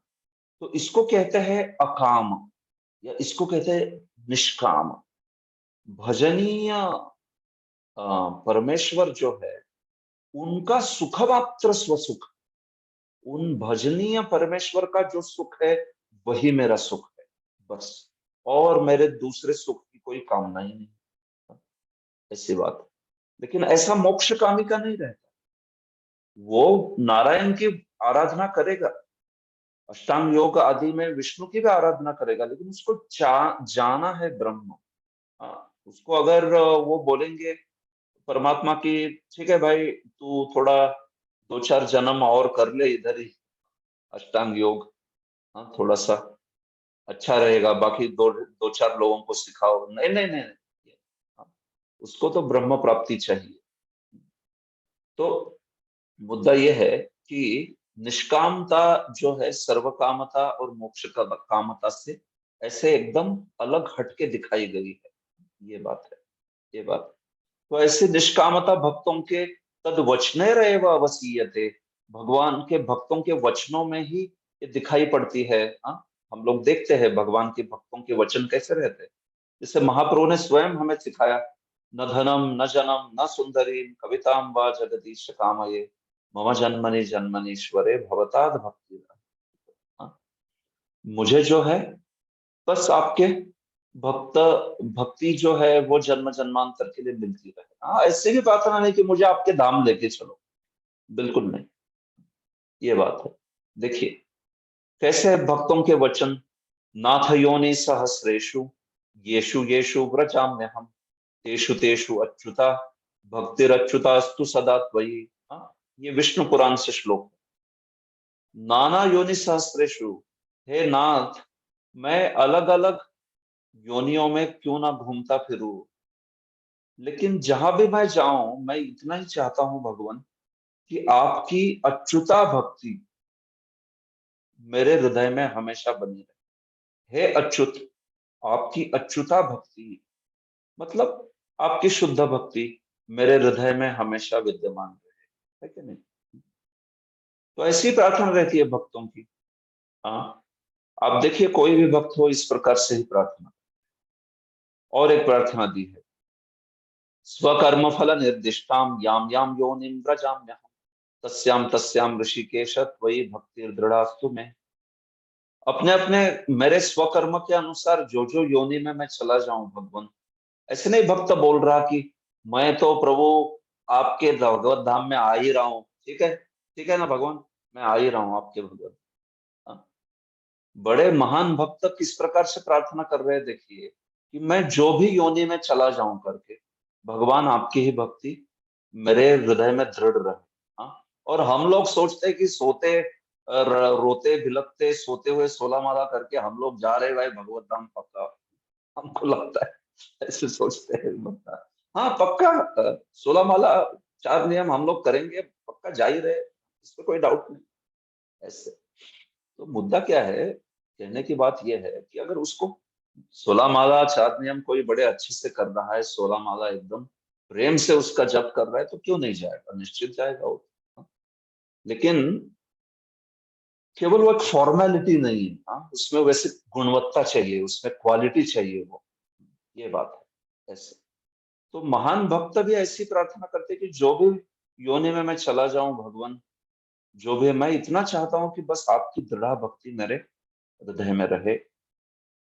तन्नः समादिश उपायम येन ते चरणाब्जयो स्मृति यथा न विरमेदपि संसरताम यह।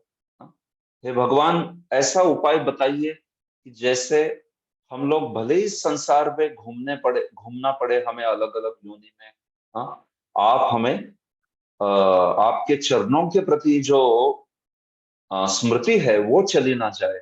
शायद ये दशम स्कंद की प्रार्थना है, वो राजा लोगों की प्रार्थना है शायद, भगवान श्री कृष्ण को जो जरासंध से छुड़ाए थे भगवान ने। मेरे विचार से शायद वही प्रार्थना 10th कैंटो की प्रार्थना है। तो आपके चरणों में स्मृति हमारी कभी ना जाए, चाहे हम लोग संसार में अपने अपने कर्मों के अनुसार योनि में भटकना पड़े कोई, ठीक है आपकी वो इच्छा है तो, लेकिन बस आपकी स्मृति ना हम गवाएं। प्रायोपवेशारंभे राज्ञापि वचनम यत्। जब परीक्षित महाराज ने भी ये निर्णय किया कि वे जीवन के अंतकाल तक उपवास करेंगे, मरणोपरांत उपवास करेंगे, मरण तक उपवास करेंगे, मरणोपरांत नहीं, मरण तक उपवास करेंगे, आमरण उपवास करेंगे, ये जब उन्होंने निर्धारित किया तो राजा ने भी क्या कहा, हमने देखा है पिछले अध्याय में, है ना, पुनश्च भूयात् भगवत्यनन्ते रति प्रसंगश्च तदाश्रयेषु महत्सु याम याम उपयामि सृष्टि मैत्र्यस्तु सर्वत्र नमो द्विजेभ्यः। कितनी सुंदर प्रार्थना है ये परीक्षित की, पिछले अध्याय में, पिछले स्कंध में आती है, पुनश्च भूयात् भगवत्यनन्ते रति प्रसंगश्च तदाश्रयेषु। परीक्षित भी ऐसी प्रार्थना कर रहे कि हे भगवान मैं इस महत में, मतलब इस संसार में जो भी योनि में चला जाऊं, याम याम उपयामी सृष्टि में, क्या भगवान मुझे आप तीन मुझे आप वरदान दीजिए। क्या वरदान? भगवती अनंते रति, मेरी जो रति है आपके चरणों में हो हे भगवान। ये पहला वरदान मांग रहे परीक्षित जो है। भगवान अनंत है, भगवान विष्णु श्री कृष्ण है, उनके चरणों में मेरी रति रहे हमेशा। ये पहला वरदान आप दीजिए भगवान। इनफैक्ट वो ये प्रार्थना कर रहे हैं सारे साधुओं को, जो वहां पे गंगा के तट पे महान महर्षि राजर्षि आए ना, उनसे प्रार्थना कर रहे हैं वो ऐसे। तो मेरी रति भगवान अनंत में रहे, प्रसंगः च तदाश्रयेषु, उन भगवान का आश्रय जिन्होंने लिया है उन भक्तों में मेरा हमेशा ही प्रसंग रहे, उन भक्तों के चरणों में मेरी आसक्ति रहे, उन भक्तों के प्रति मेरी आसक्ति रहे। कभी कभी हमको लगता है ना ऐसे कि भाई भगवान तो ठीक है, लेकिन ये भक्त लोग थोड़े ना, ये थोड़ी परेशानी है। तो भगवान ठीक है, बहुत अच्छा है, मैं हूँ भगवान है, लेकिन ये भक्त बहुत पीड़ा देते हैं, तो थोड़ा भक्तों से दूर रहना चाहते। तो ऐसी बात नहीं है। भगवती रते, भगवती रति ही, भगवान में रति, और उनके तदाश्रयेषु मतलब भक्तेषु प्रसंग, और भक्तों में आसक्ति रहे। और फिर तीसरा बोला है मैत्रेस्तु सर्वत्र, और समस्त जीवों के लिए, समस्त जो भी जीव है उनके प्रति मैत्री का, अनुकंपा का भाव रहे। Friendship towards all the living beings, मतलब अभक्त भी कोई हो तो उसके प्रति भी मेरा एक अनुकंपा का, मैत्री का भाव हो उसके प्रति। उसके प्रति द्वेष ना करूं मैं, या उसका मजाक ना उड़ाऊं, ऐसे ये बात है। वैसे 3 सुंदर वरदान मांगे थे परीक्षित ने समस्त वैष्णव के चरणों में। नमो द्विजे, हे द्विजो आपको नमस्कार, इस प्रकार से। तो ऐसा ये निष्कामता भक्तों की है। ये निष्कामता सर्वकामी से और अकामी से भी बहुत भिन्न है ये चीज कंप्लीट। उदारधि का अर्थ होता है सुबुद्धि। उदारधि मतलब क्या? जो सुबुद्धि है, जो बहुत बुद्धिमान है। प्रभुपाद जी ने भी अनुवाद किया व्यापक बुद्धि वाला, तो उसको सुबुद्धि है, वो दुर्बुद्धि नहीं है, मतलब बड़ा बुद्धिमान है। क्यों बुद्धिमान कहा है उसको देखो, काम राहित्य काम साहित्य वा भक्ते है भगवत विषयत्व एवं सुबुद्धित्व चिन्हम। हाँ, उसको क्यों सुबुद्धि बोला है देखिए, क्यों उसको उदारधि बोला। काम का राहित्य हो मतलब आप काम के रहित होके कृष्ण के चरणों में आ रहे हो, या काम के सहित आ रहे हो, लेकिन आप श्री कृष्ण के ही चरणों में आइए। भक्ते है भगवत विषयत्व में, आपके हृदय की भक्ति को दूसरा कोई विषय मत दीजिए, मतलब कोई देवतांतर की उपासना करने की जरूरत नहीं है, ब्रह्म ज्योति की उपासना करने की जरूरत नहीं है। जो आपके हृदय की भक्ति है उसका विषय तो श्री कृष्ण ही बनाइए। आपके हृदय में काम है या नहीं है, काम राहित्य काम साहित्य, शब्द देखो कैसे प्रयोग किए। काम का राहित्य मतलब काम से रहित, और काम का साहित्य मतलब काम सहित। तो काम सहित हो या काम रहित हो, दोनों भी केस में जो भगवान को ही अपनी भक्ति का विषय बनाता है वो सुबुद्धित्व चिन्हम, वो सुबुद्धि का लक्षण है, वो चिन्ह है कि वो व्यक्ति व्यापक बुद्धि वाला है, बुद्धिमान है, ये बात। तद अभाव एवं मंद बुद्धित्वम। हाँ, और इस प्रकार से जो भगवान श्री कृष्ण के चरण कमल छोड़ के इधर उधर भटकता है वो दुर्बुद्धित्व या मंद बुद्धित्व का चिन्ह है। वो ऐसा अभाव मतलब जिसने अपने हृदय की भक्ति का विषय किसी और को बना लिया, ऐसा व्यक्ति जो है वो दुर्बुद्धि है, अल्प बुद्धि है, मंद बुद्धि है, ये बात है। इसलिए इसको उदारधि कहा गया है। तो ऐसा उदारधि है वो श्री कृष्ण के ही चरण कमल में जाएगा, इधर उधर नहीं जाएगा वो ऐसे। और श्री कृष्ण के चरण कमलों में आके क्या है, तीव्रेन भक्ति योगेन यजेत पुरुषम परम। वो तीव्रता से भक्ति करता है, मतलब क्या, ज्ञान कर्मादि अमिश्रेण। देखो भौतिक इच्छा क्यों ना हो उस व्यक्ति में, नो प्रॉब्लम। हम लोग कृष्ण के चरणों में आते हैं तो क्या क्या इच्छाएं लेके आते हैं। इस्कॉन में व्यक्ति आता है तो क्या क्या इच्छाएं लेके आता है, है कि नहीं हम में से कोई विरले होंगे जो एकदम ऐसी इच्छा से आया कि सर्वत्र पूछ रहा था कोई कि हाँ, भगवान के चरणों में प्रेम कैसे प्राप्त करते हैं, बताएंगे क्या आप? हाँ, आप में से कोई है ऐसा कि जो इस्कॉन वालों को या हर एक को पूछ रहा था ऐसा कि अ, देखो कृष्ण के चरणों में प्रेम कैसे प्राप्त करते हैं, मुझे सिखाइए थोड़ा। हाँ, ऐसे करके कोई कोई होगा विरला तो उसको अ, न नमो नमो नमः उसको नमस्कार ऐसा कोई है तो बड़ी बात है। नमो द्विजेभ्य नमो द्विजाय ऐसे। लेकिन हम लोग देखते जो भी इच्छा से हम आ रहे हैं कृष्ण के चरणों में, नो प्रॉब्लम। आने के बाद ना तीव्रेण भक्ति योगेन, हाँ, आने के बाद समझने के बाद कि अरे मैं तो यहाँ आया था मूंगफली खाने, और यहाँ तो कृष्ण प्रेम मिलता है कि नहीं? मैं तो कुछ और इच्छा से आया था, लेकिन यहाँ तो पता चला यहाँ पे कृष्ण प्रेम मिलता है ऐसे। तो फिर कृष्ण प्रेम के लिए प्रयास करना चाहिए, फिर वो मूंगफली जो है उसको भूल जाने का प्रयास करना चाहिए। ऐसे मन में इच्छा रहेगी वो पीछे, नो प्रॉब्लम, वो रहने दीजिए इच्छा को। लेकिन मुद्दा क्या है, तीव्रेण भक्ति योगेन, मतलब देखिए ज्ञान कर्मादि अमिश्रेण। अभी आप आ गए ना भक्ति के मार्ग में, तो दूसरा कुछ मत कीजिए, फिर थोड़ा सा ज्ञान, थोड़ा सा कर्म।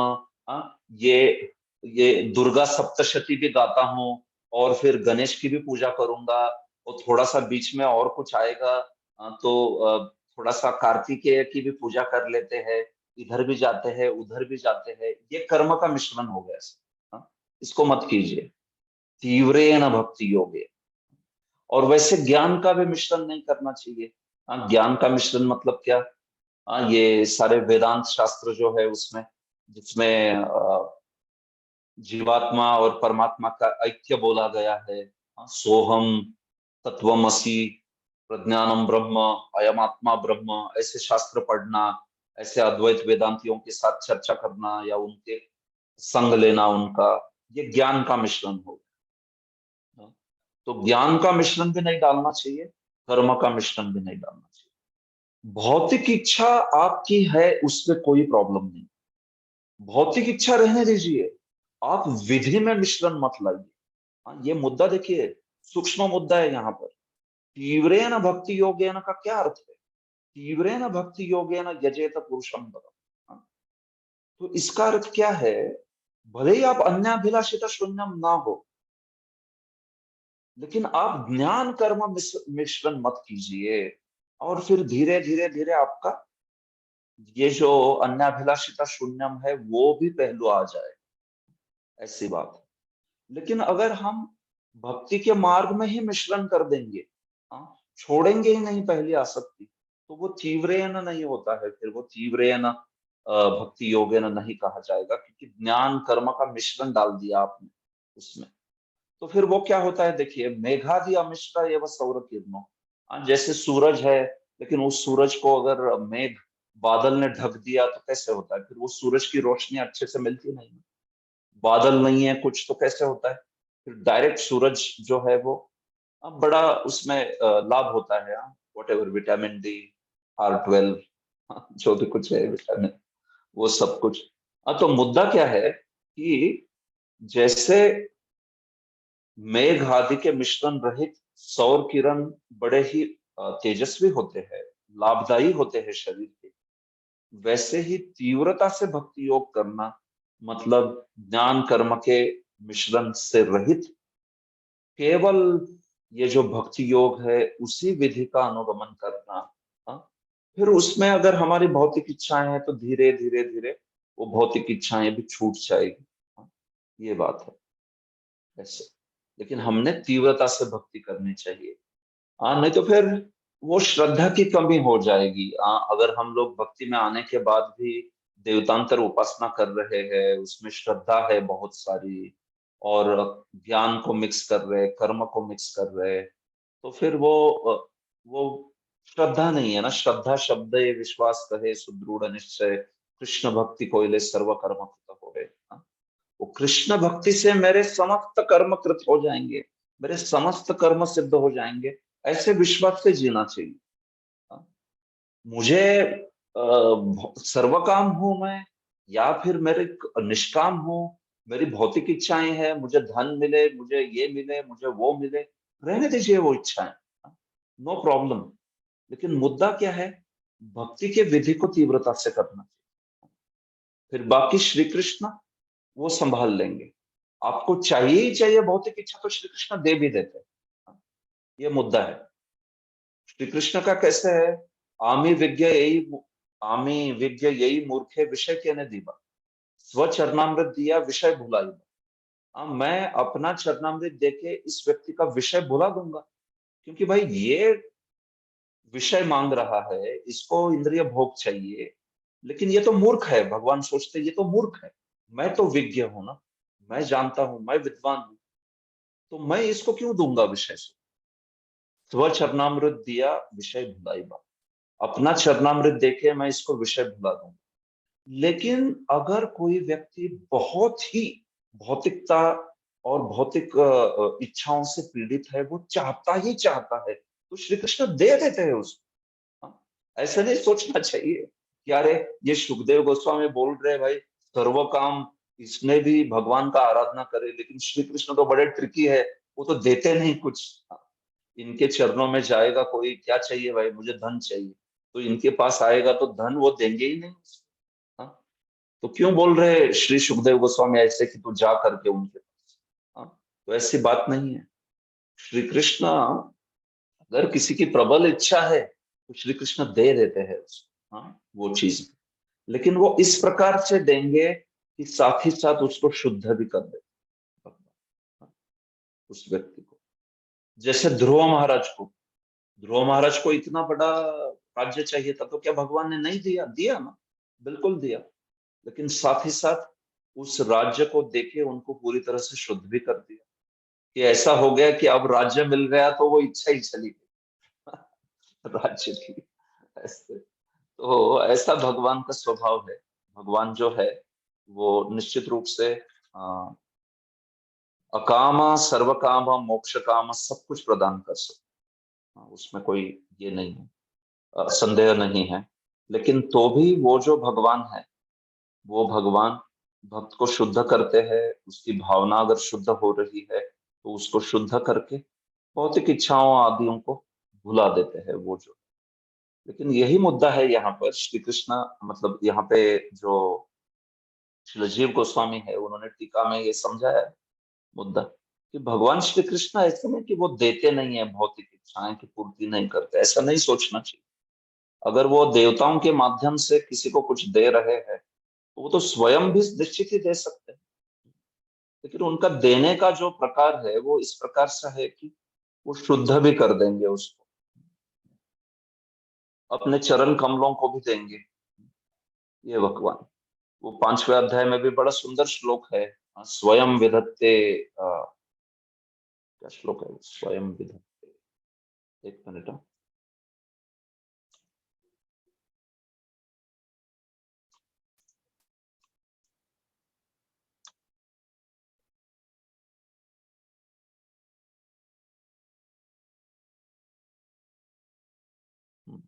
बहुत सुंदर श्लोक है, देखिए। सत्यम दिशत्यर्थितम अर्थितो नृणां नैवार्थदो यत् पुनरर्थिता यत स्वयं विधत्ते भजताम अनिच्छताम इच्छा पिधानम निज पाद पल्लवम। देखो यहाँ पे बोला जा रहा है कि सत्यम दिशति अर्थितम। देखो कोई जीव जब कुछ अर्थित, कुछ प्रार्थना करता है भगवान से, तो क्या भगवान उसको देते नहीं? वो अरे निश्चित देते हैं भाई उसको। सत्यम दिशति, भगवान दे देते हैं जो प्रार्थित है उसको।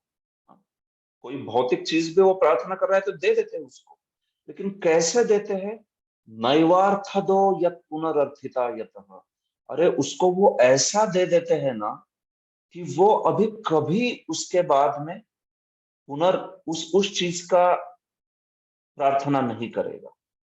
भगवान इस प्रकार से दे देते हैं उस चीज को, भौतिक इच्छा भी उसकी पूर्ति इस प्रकार से कर देते हैं कि वो कभी भी उसको बाद में मांगेगा नहीं, मतलब उसको शुद्ध कर देते हैं पूरी तरह से। स्वयं विधत्ते भजताम अनिच्छताम, कोई इच्छा भी नहीं कर रहा हो लेकिन तो भी उसको अपने पाद पल्लव अपने स्वयं को ही दे देते हैं।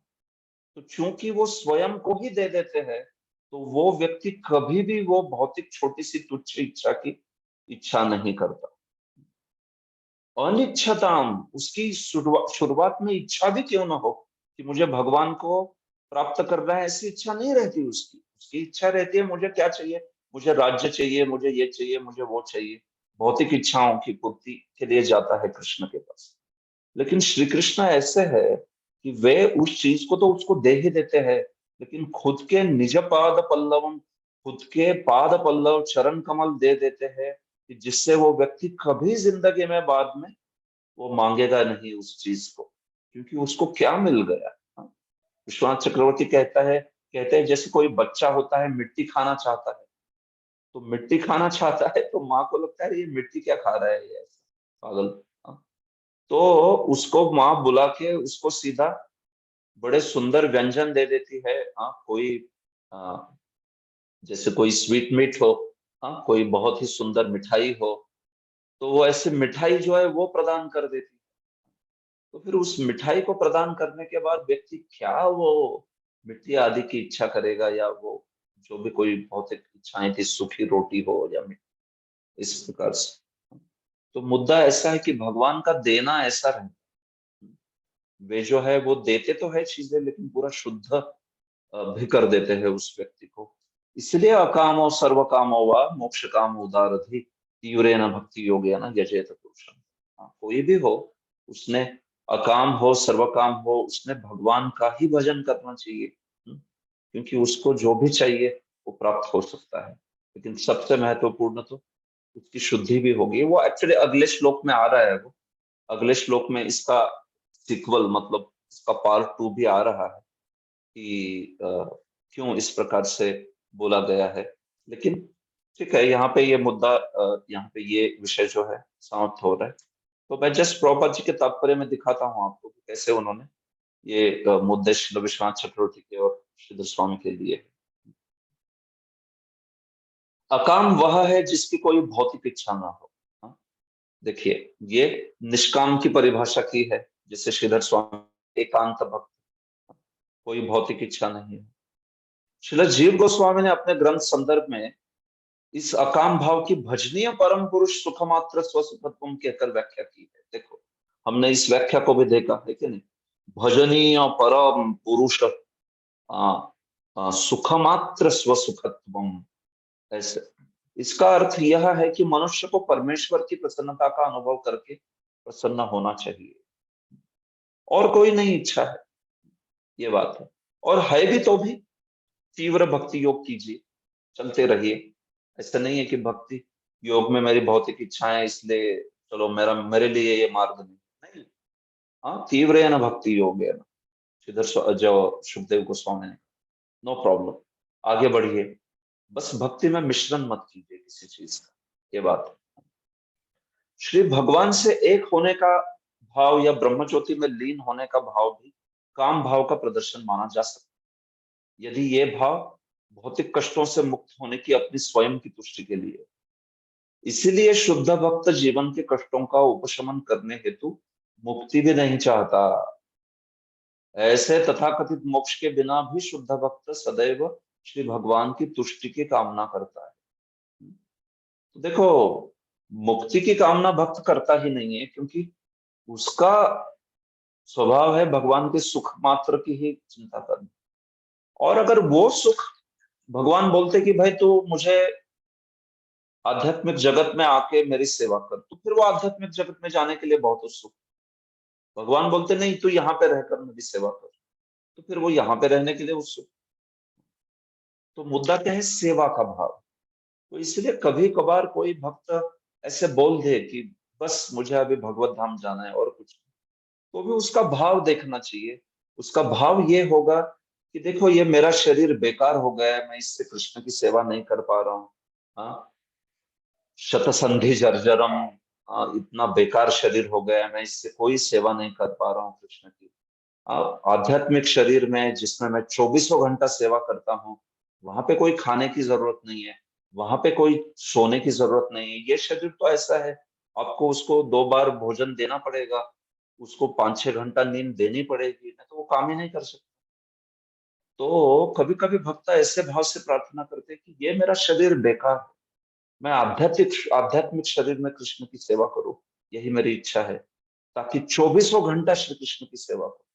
तो उस दृष्टिकोण से अगर कोई बोलता है कि मैं भगवत धाम जाना चाहता हूँ, तो परफेक्ट, कोई प्रॉब्लम नहीं, बहुत बढ़िया है। वो भगवान की तुष्टि की कामना की ही इच्छा है वो भी। हाँ। तो इसलिए भगवत धाम जाने की इच्छा को ये नहीं कहा है, स्वार्थ नहीं कहा है, अगर वो इस भाव से है। अगर वो इस जगत में बहुत दुख है भाई, क्या ये पीड़ा यहाँ पे बहुत है, तो इसलिए भगवान लेके चलो मुझे, ये बस हो गया परेशानी, तो ऐसा भाव है तो वो मुक्ति वाला भाव है, आत्यंतिक दुख निवृत्ति का भाव। तो ऐसा भक्त नहीं चाहता। इसलिए वो कपिल मुनि के भी श्लोक में आपने देखा होगा कि सालोक्य साष्टी सामीप्य, सारे जो ये बोले हैं मुक्तियां, दीयमानम न गृह्णन्ति विना मत सेवनम। अगर वहां पे सेवा नहीं है तो फिर मेरे भक्त देने पर भी ये मुक्ति स्वीकार नहीं करे, ये बात है। सायुज्य तो छोड़ ही दो, वो तो कभी स्वीकार नहीं करते, लेकिन जो बचे हुए 4 हैं, वो भी वहां पे अगर सेवा नहीं है तो वो कभी स्वीकार नहीं करेंगे उसको। तो हमारे संप्रदाय में तो रूप गोस्वामी ने वो 4 मुक्तियां भी नहीं करनी है, वांछा नहीं है उसकी। हाँ, उसको अलग कैटेगरी कर दिया है उन्होंने, जिसमें वो सुखैश्वर्यतरा और प्रेम से वो तरा, ऐसे बोला है, भक्ति स्वामी सिंधु में विषय है। तो गौड़ीय वैष्णव तो 4 प्रकार की उन मुक्तियों की भी आकांक्षा नहीं रखते, केवल मम जन्मनि जन्मनीश्वरे भवतात् भक्ति रहे, ये मुद्दा है। उदारधि का अर्थ है व्यापक दृष्टि वाला या उदार चेता मनुष्य। तो क्या है वो व्यापक बुद्धि? तो प्रभुपाद जी बोलते हैं कि देखो ये मुद्दा है ना कि परमेश्वर की अनुमति के बिना मनुष्य देवताओं से कोई फल नहीं प्राप्त कर सकता। तो व्यापक दृष्टि वाला देख सकता है कि भाई ये देवता जो दे रहे ये भी तो कृष्ण से लेके दे रहे, तो मैं इनकी क्यों आराधना करूं, मैं तो सीधा कृष्ण की आराधना करूं। तो ये भी एक उदारधि शब्द का अर्थ दिया है इस प्रकार का। विश्वनाथ चक्रवर्ती ने कैसे किया था उदारधि शब्द का अर्थ? उसने इस प्रकार से किया था कि मेरे हृदय में भक्ति का विषय मैं किसी और को करूंगा ही नहीं, मैं मेरे हृदय में भक्ति का विषय जो है केवल कृष्ण को करूंगा, अन्य देवतांतर को नहीं कर सकता, नहीं करूंगा। इसलिए उसको उदारधि कहा है, क्योंकि जो उनसे प्राप्त होने वाला है वो श्री कृष्ण से नहीं होने वाला क्या? हाँ, तो फिर क्यों मैं करूं उनको आराधना, ये मुद्दा है ऐसे। तो अंत में वो कहते हैं कि तीव्रेन का क्या अर्थ है? इसका अर्थ ये होता है, मतलब तीव्रेन का तत्परता से, कर्म तथा ज्ञान के किसी प्रकार के मिश्रण के बिना ही भक्ति योग पूरी तरह लागू किया जा सकता है। तो श्रवण कीर्तन विधि पे ही ध्यान देना चाहिए, मतलब श्रवण कीर्तन स्मरण पाद सेवन वगैरह। अदर इधर उधर के विधि भक्ति में लाने नहीं चाहिए, कभी मत लाइए, बिल्कुल भी अच्छा नहीं है, वो श्रद्धा की कमी दर्शाता है। हम लोग श्रद्धा के प्लेटफॉर्म से भी नीचे है, भले ही भजन क्रिया और गुरु पादाश्रय ग्रहण किया हो, लेकिन अब भक्ति में मिश्रण कर देते हैं ना, थोड़ी देवताओं की उपासना, थोड़ा ये थोड़ा वो, इधर भी वो भी ये भी, तो ठीक नहीं है बिल्कुल। तो ये मुद्दा है यहाँ पर, तो ऐसे है। हरे कृष्णा। 8:50 हो गए, सॉरी मैं काफी ज्यादा समय ले लिया, लेकिन ये महत्वपूर्ण श्लोक था, तो ठीक है यहाँ पर रुकते हैं। किसी का कोई प्रश्न है तो आप रुकिए, बाकी जा सकते हैं। ग्रंथराज श्रीमद् भागवतम की जय। श्रील प्रभुपाद की जय। और 2 श्लोक है, इस सेक्शन को पूरा करेंगे, 11 और 12। बड़े सुंदर श्लोक है, इसको हम चर्चा करेंगे सोमवार के दिन। बड़े बड़े गहरे सिद्धांत है उसमें। और फिर मेरे विचार से ये अध्याय मंगलवार के प्रारंभ में ही खत्म हो जाएगा। मंगलवार से तीसरा अध्याय प्रारंभ, चौथा अध्याय, ठीक है। तो वी आर प्रॉपरली प्लेस्ड, हम लोग खत्म कर सकते हैं इसको बुधवार तक शायद। ठीक है, शुभांगी राधा माता जी, क्या है प्रश्न? हरे कृष्णा प्रभु जी, दंडवत प्रणाम। प्रभु जी आवाज आ रही है? हाँ बिल्कुल आ रही है। हाँ प्रभु जी, आपने अभी जो ज्ञान कर्मादि अनावृत्ति ने बोला उस कॉन्टेक्स्ट में पूछना था कि हमारे जो कुछ सीनियर डिवोटीज है वो ऐसा कहते हैं, मतलब कि जो ब्रह्मचारी रहते हैं वो उन्होंने गृह त्याग किया है तो वो शुद्ध भक्ति कर सकते हैं। हम गृहस्थ है, हमें प्रपंच में रहना पड़ता है तो हम इतनी शुद्ध भक्ति नहीं कर सकते, तो हमें ये सब बाकी की थोड़ी चीजें करनी पड़ती है। तो वो वास्तुशास्त्र पत्रिका वो उसका फिर सहारा लेना चाहिए। और हमने भीष्मदेव के उनके संदर्भ में भी देखा था कि गृहस्थ है उसको मतलब कि प्रपंच बनाए रखने के लिए करना चाहिए, कुछ तो बताया था, तो हमें कैसे समझना चाहिए इसको? नहीं देखिए, थोड़ा इसको प्रिसाइजली समझ लेना चाहिए। वास्तुशास्त्र, ज्योतिष, इसको स्वीकारना ये तो प्रॉपर विज्ञान है, तो इसको स्वीकारना मतलब भक्ति में मिश्रण है ऐसा तो नहीं अर्थ होता है। अभिधेय की बात होती है। जब हम कहते हैं ज्ञान कर्मादि अनावृत, तो भक्ति का अभिधेय जो है वैष्णव का कैसे रहता है। देखिए, अगर कुछ वास्तु आदि इन चीजों को वो ध्यान में रखते हुए घर बना रहे हैं, बहुत अच्छी बात है, लेकिन उसमें अगर कुछ देवता के लिए यज्ञ, देवता के लिए कुछ चीजें ये सब आ रहा है तो उसमें उसको रुचि नहीं। या फिर जैसे ज्योतिष आदि की भी चीजें आ रही है तो कोई महत्वपूर्ण कार्य है तो निश्चय रूप से हम लोग वो ज्योतिष आदि देखते हैं, उसके अनुसार उचित मुहूर्त पे उचित इस पे कार्य करें। लेकिन वो बोलता है कि देखो भाई, तुम्हारे इसमें ये शनि का प्रभाव है इसलिए शनि की शांति करनी पड़ेगी, इसलिए ये यज्ञ करो, या शनि के लिए वो करो, राहु के लिए वो करो। ये सब चीजें नहीं करते वैष्णव। वैष्णव लोग क्या करते हैं, वैष्णव लोग वैष्णव विधि से ही इन सब चीजों से कुछ सॉल्यूशन चाहिए तो करते हैं। नृसिंह यज्ञ है, वैष्णव विधि में सुदर्शन यज्ञ है, वैष्णव विधि में अलग अलग प्रकार के अब जो सत्क्रियाचार दीपिका में ये सब विधि दिए गए। तो वैष्णव विधि, वैष्णव याग है ना, वो कर्मकांडी याग से भिन्न होते हैं। ऐसे अभी हुआ क्या है हमारी संस्था में, मैं समझ सकता हूँ थोड़ा सा इन चीजों का ज्ञान कम है और इन चीजों को लेके प्रैक्टिस करने वाले वैष्णव विधि से सब यज्ञ आदि करने वाले कम है। लोग ज्यादा वो गहरा ज्ञान नहीं। लेकिन मुद्दा क्या है कि देवतांतर कहाँ कर्मकांड के एलिमेंट्स जो है मैं लेके आ जाता हूँ मेरी भक्ति में, ये जानना पड़ेगा, ये समझना पड़ेगा। ऐसे तो फिर क्या हो जाएगा, गृहस्थाश्रम के नाम पे श्रद्धा, तो गृहस्थाश्रम हो या ब्रह्मचर्य आश्रम, दोनों के लिए श्रद्धा का स्तर तो प्राप्त करना ही होता है पूरी तरह से। लेकिन हमें पता होना चाहिए कि देखो कहाँ पे मिश्रण हो रहा है। ऐसे तो देवताओं के लिए हमें कोई चीज यज्ञ आदि वगैरह करने की जरूरत नहीं पड़ती है। अगर आपको ज्यादा इस पे जानकारी चाहिए तो सत्क्रिया सार दीपिका आदि ग्रंथों में कैसे वैष्णव विधि से हम लोग ये सब चीजें करते हैं वो बोला गया है, ऐसी बात है। लेकिन जहाँ पे इन सब चीजों को हटा के भाई ठीक है बाहर के लोग करते हैं वैसे ही हम भी कर रहे हैं, तो वो ठीक नहीं है, वो उचित नहीं। हाँ, तो कई बार ऐसा होता है कि एकदम जो समाज में चल रहा है वो लोक विचार की वजह से कुछ करना पड़े तो वो अलग विचार है। हाँ, वो एक होती है क्यों भाई, क्यों कि ठीक है, अरे माता पिता हो, पुराने समय से कुछ पीढ़ी दर पीढ़ी चल रहा है, तो अगर वो नहीं करेंगे तो वो दुखी हो जाएंगे, या लोग प्रचार कार्य में मुझे थोड़ा पीड़ा हो सकती है, लोग बोलेंगे यार ये तो पाषंडी है, ये तो अपने वंश परंपरा को भी नहीं कर रहा।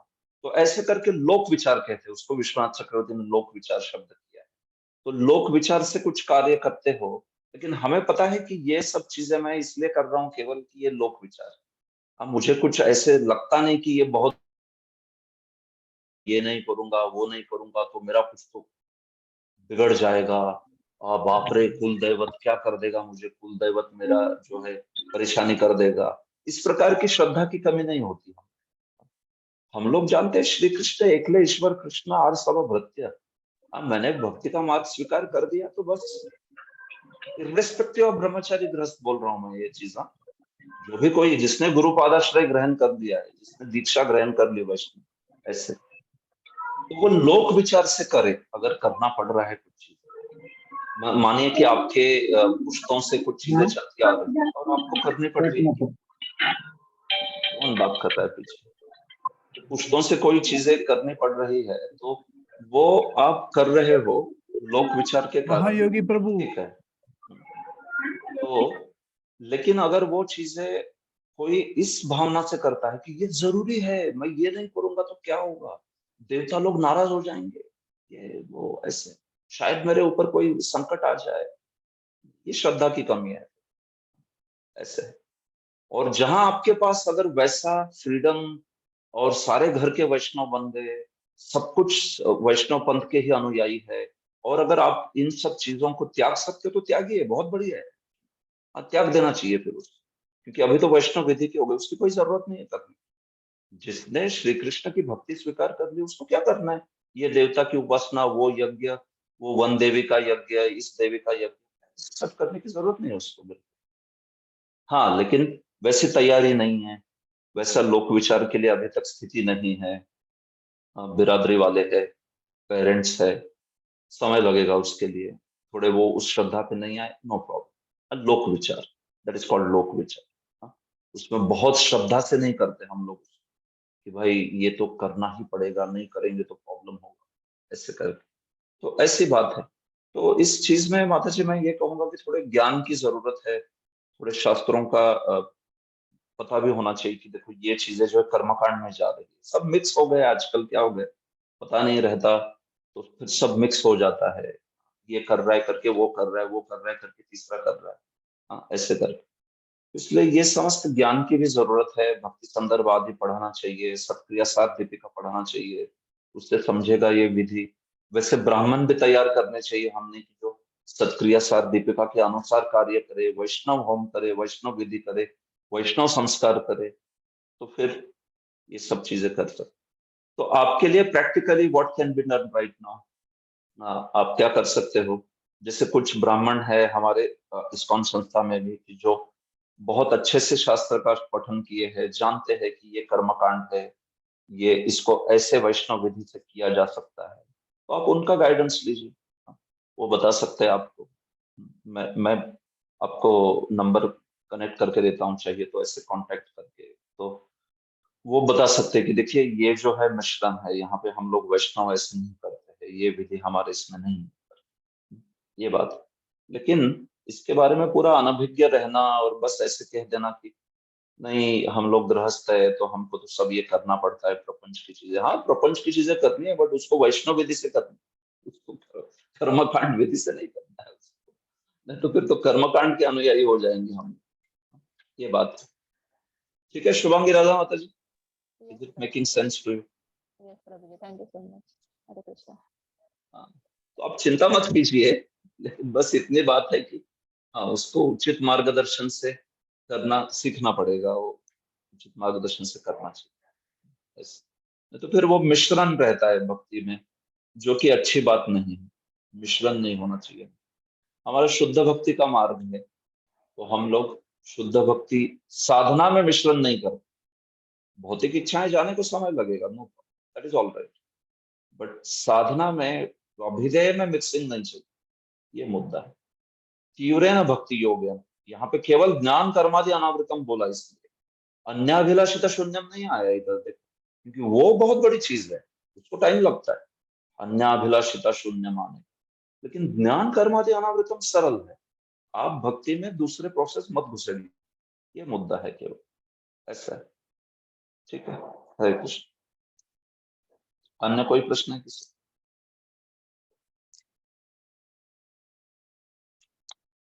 सारे प्रश्न उत्तरित हो गए लग।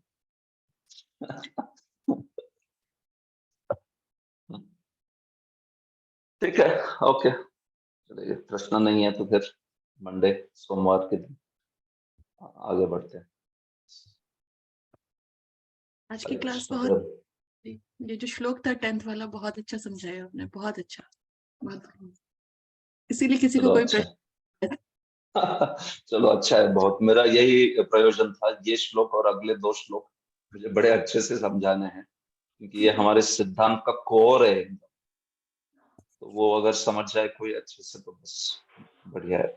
हाँ ठीक है। प्रभु जी, बहुत ही सुंदर तरीके से समझा। धन्यवाद सर, थैंक यू। ग्रंथराज श्रीमद् भागवतम की धन्यवाद जय, प्रभु जी, श्रील प्रभुपाद की जय। बहुत बहुत धन्यवाद। धन्यवाद प्रभु जी। हरे कृष्ण प्रभु, दंडवत प्रभु जी। धन्यवाद। ठीक है, तो सोमवार के दिन 6:30 बजे हम लोग कंटिन्यू करेंगे इस विषय। हरे कृष्ण।